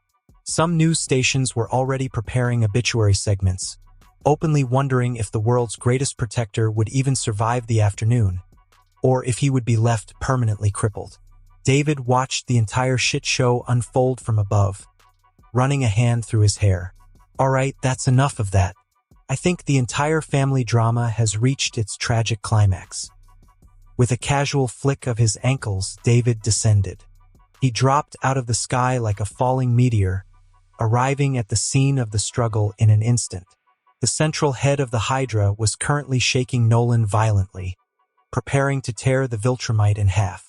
David appeared directly beside the creature's thick, scaled neck. Without a single word, he threw a simple, straight right punch. He didn't use an energy blast. He didn't use a flashy technique. It was just pure physical force. The impact was catastrophic. The moment David's fist connected with the Hydra's neck, the shockwave completely pulverized the scales, the muscle, and the bone. The entire head didn't just detach. It exploded into a fine mist of dark blood and bone fragments, severed cleanly all the way down to the base of the torso. The Hydra let out a collective shriek of absolute agony from its remaining heads, its grip on Nolan instantly loosening as one of its neck stumps sprayed a fountain of black gore into the air. Nolan, suddenly freed from the crushing jaws, tumbled downward for a second before his flight powers kicked back in. He shot upward into the higher sky, coughing violently, clutching his heavily bleeding chest as he took deep, ragged breaths of air, desperately trying to stabilize his injuries. A moment later, a heavily bruised and soaking wet Mark flew up to his side, his eyes wide with fear as he checked his father's wounds. "Dad, are you okay?" Mark asked, his voice trembling as he supported Nolan's shoulder. I am okay, Mark," Nolan gasped out, his voice hoarse, his eyes fixed entirely on the man who had just blasted a kaiju head with a single casual punch. Down below, the Hydra was in a state of pure, unbridled fury. The remaining 4 heads rose high into the air, their slitted eyes locking entirely onto the new threat. The destroyed stump was bubbling violently, trying to regenerate, but because David had destroyed it all the way down to the base, the high-tier cellular restoration was taking a massive amount of time and energy to rebuild the complex neural pathways. The 4 heads lunged at David simultaneously from 4 different angles, their jaws wide, determined to tear this annoying little human to pieces. David didn't even break a sweat. He stood completely still in midair as the heads closed in. Left. David blurred forward, a casual left hook completely vaporizing the leftmost head to the base. Right. A swift backhand shattered the rightmost head into a cloud of red mist. An ascending uppercut entirely destroyed the 3rd head, leaving only a single solitary head remaining on the massive beast's body. Within a span of exactly 2 seconds, the terrifying, world-ending multi-headed Hydra had been reduced to a single-headed, heavily bleeding lizard. The creature halted its advance, its lone remaining head trembling violently as it backed away through the water, staring at David with an expression that could only be described as pure, primitive, cosmic horror. David hovered in front of it, his arms crossed over his wet sweatshirt, looking completely bored. "Look, buddy," David said, his voice carrying clearly over the bubbling water, his tone a mix of serious power and casual amusement. "I know you're in a massive amount of pain right now. You're angry, your friend is dead, and your whole day is completely ruined. But really, you and your little gang should have thought twice before crawling out of the ocean to attack random people. Did you seriously think you were going to achieve something here? Did you think you were going to conquer the world and change the course of history? Well, I hate to be the bearer of bad news, but this is just how you meet your end. It's not personal. You're just entirely out of your league." The Hydra, as if completely understanding his words, let out a low, desperate hiss. The sheer hatred radiating from its single eye was palpable, but beneath the anger, there was a profound realization of its own absolute helplessness. David looked at the trembling creature, and for a brief moment, a small shred of pity and sympathy touched his mind. He was a being of absolute godlike power. Watching a magnificent ancient creature get utterly minimized like an insect felt almost unfair. "Tell you what," David said, his voice softening slightly as he dropped his hands to his sides. "I'll give you a sporting chance. I'll let you load up your absolute best, most powerful final attack. Go ahead.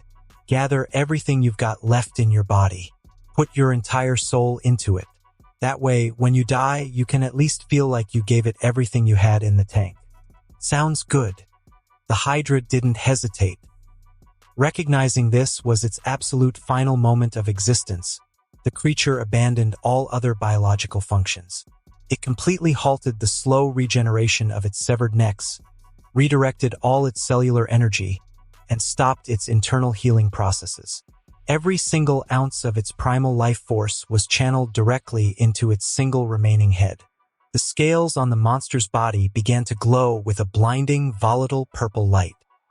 The ocean around its legs began to violently boil and evaporate into thick plumes of white steam.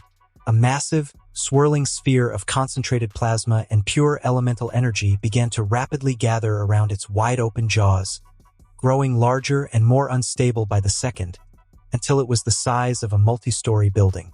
David watched it charge, completely relaxed. At first, he fully intended to just stand there and take the blast head-on, letting the energy wash over his skin to prove a point to the watching world. He knew his physical durability was so immense that a blast of this caliber wouldn't even tickle him.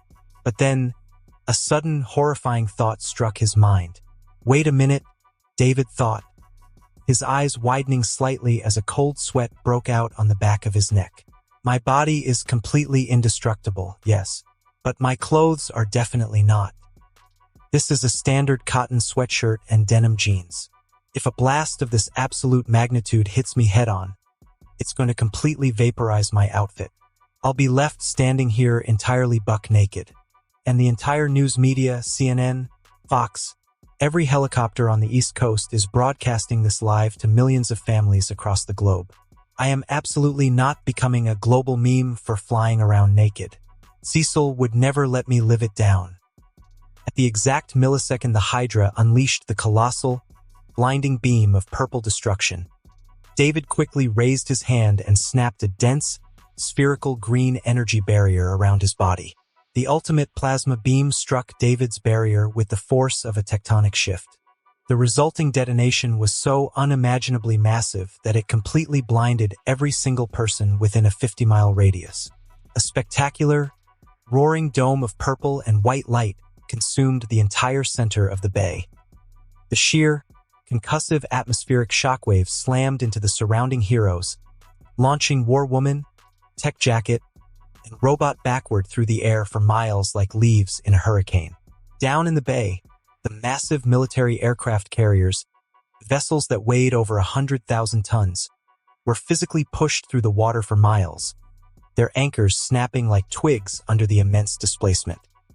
The news helicopters, despite being parked miles away in a designated safe zone, were violently caught in the artificial winds, their pilots desperately fighting the controls as they were forced backward into the sky. The immense displacement of the ocean water created a massive, swelling wave, a small-scale, terrifying tsunami that immediately began rushing outward from the epicenter, heading straight toward the crowded beaches and coastal infrastructure of Miami. As the blinding, catastrophic light finally began to subdue, the world held its breath, waiting to see the charred remains of the battlefield.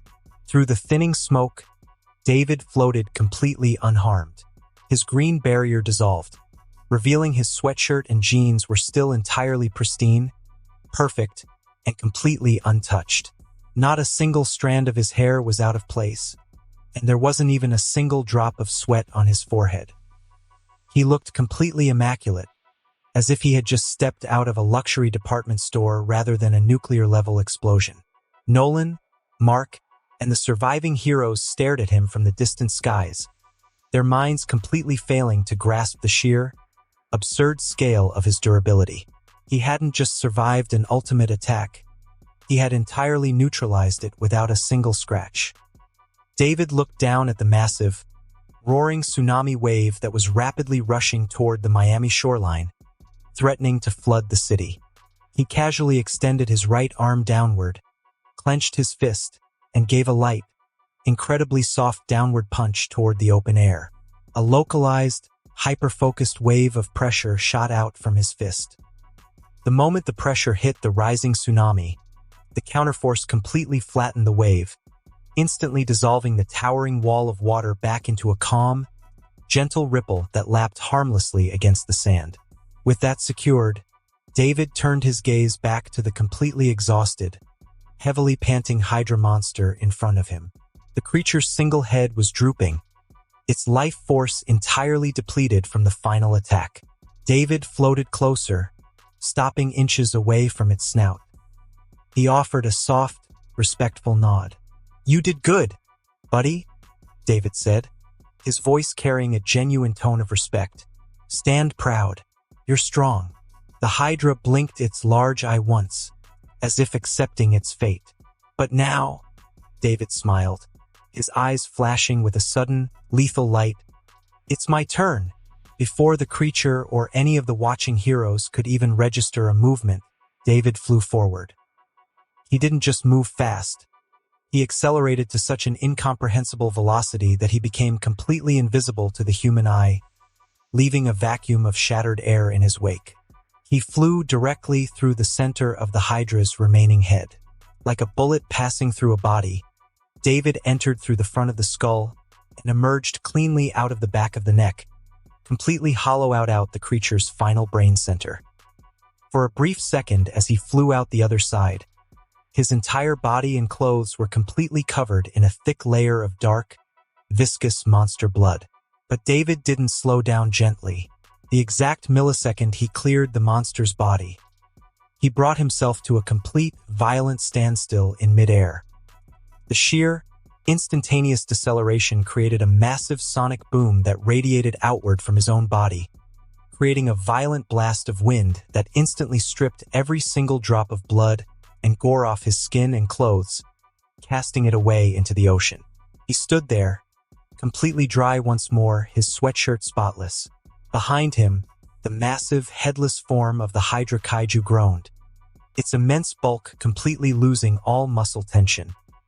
It tilted forward, collapsing into the sea with a spectacular, final splash.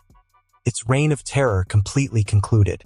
A heavy, absolute silence fell over the entire coastline of Miami. The heroes hovered in the air, the military sailors stood on the decks, and millions of people watched their televisions, entirely too shocked to speak a single word. Every single camera lens, every eye, and every thought on the planet was completely focused on the black-clothed figure floating calmly in the center of the sky. But in the midst of this global awe, nobody was paying attention to the northern front of the bay. Well, nobody except David. Down in the northern shallows, the third and final monster, the towering Godzilla-like kaiju, was currently experiencing a level of absolute panic that its ancient, primitive brain didn't even know was possible. Initially, when its younger brother, the crab kaiju, had been turned into a hollowed-out archway of smoking meat, it hadn't panicked. It had supreme, unwavering faith in its big brother, the multi-headed Hydra. Hydra would handle it like it had always handled everything. The Hydra was the pinnacle of their age. It had unmatched regeneration, infinite elemental energy, and had easily handled the red-caped man who claimed to be the strongest on this world. But it had just watched this new, black-clothed human casually destroy the Hydra's heads like they were nothing more than dandelion fluff. It had watched its big brother unleash its ultimate, soul-burning final attack, only for the human to shrug it off without a single wrinkle on his shirt, before casually flying straight through its skull. The Godzilla kaiju began reconsidering its life choices. Perhaps violence is not the answer. Perhaps diplomacy exists. Perhaps we should have stayed underwater. Perhaps invading humanity was a mistake. Right now, it didn't want any part of this anymore. It completely abandoned all thoughts of glory, all thoughts of destroying the city, and all thoughts of its ancient heritage. It wanted to implement the oldest, most sacred secret technique passed down through the ages, the Joestar secret technique of running the hell away. But it knew it couldn't just turn around and sprint. The human would notice the splash immediately.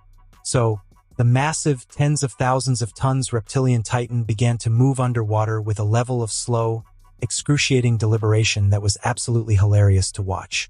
It dropped its entire body deep into the sea, leaving only the very tips of its jagged dorsal fins breaking the surface. It paddled its massive tail at a speed of roughly 1 mile per hour, trying its absolute best to look like a completely harmless, drifting log. As it knew if he moved faster, it would attract attention. Fast was suspicious and being slow was subtle. Very subtle. Every few seconds, the monster would completely freeze in the water, playing dead, floating perfectly still in the currents, hoping against hope that if it didn't move, the terrifying human in the sky wouldn't be able to see it. It was a display of pure physical comedy, a colossal monster of global destruction trying to use playground stealth tactics to escape an apex predator. David watched the drifting dorsal fins from above, a massive, incredibly amused smirk spreading across his face. The Godzilla kaiju moved slow, then stopped, played dead, then again moved slow, repeating the entire process, hoping and praying that nobody notices him. David found the entire situation so thoroughly entertaining that he couldn't help but play along for a second. With a silent, smooth motion, David floated across the sky, completely bypassing the stunned heroes, and descended until he was hovering perfectly still exactly 3 feet above the water, directly in front of the slowly drifting, hidden creature. The Godzilla kaiju, continuing its ultra-slow stealth paddle, suddenly noticed a shadow blocking the morning sun. It slowly tilted its massive, scaled head upward through the clear water. Hovering right there, looking down at it with his hands tucked casually into his jean pockets and a wildly mocking, sarcastic grin on his face, was David. The monster froze entirely in the water, its massive eye widening in comical desperation. Its heart nearly stopped. Then it stopped paddling completely, trying to blend in with the floating seaweed. Right now, if the giant monster could cry, it probably would have. David leaned down slightly, his voice dripping with playful, terrifying amusement as he broke the silence. "And where exactly do you think you're going, big guy?" David asked smoothly, tapping his foot against the empty air. "The party's just getting started." For several seconds, neither moved. Then David pointed toward the battlefield behind them. "You and your friends came all the way here." The monster remained frozen. "You wrecked ships, heavily injured the heroes and military guys, probably ended few careers." Kaiju was completely silent. "You also shit-scared everyone here." Again silence. "You all also caused a tsunami." Again silence. David nodded thoughtfully. "Yet somehow your master plan is pretending nobody can see you." The monster immediately closed its eyes. As if that would help, David nearly laughed. "Oh, that's incredible." The kaiju slowly sank deeper into the water, trying to hide even more. David followed him. The kaiju then sank further. David followed again.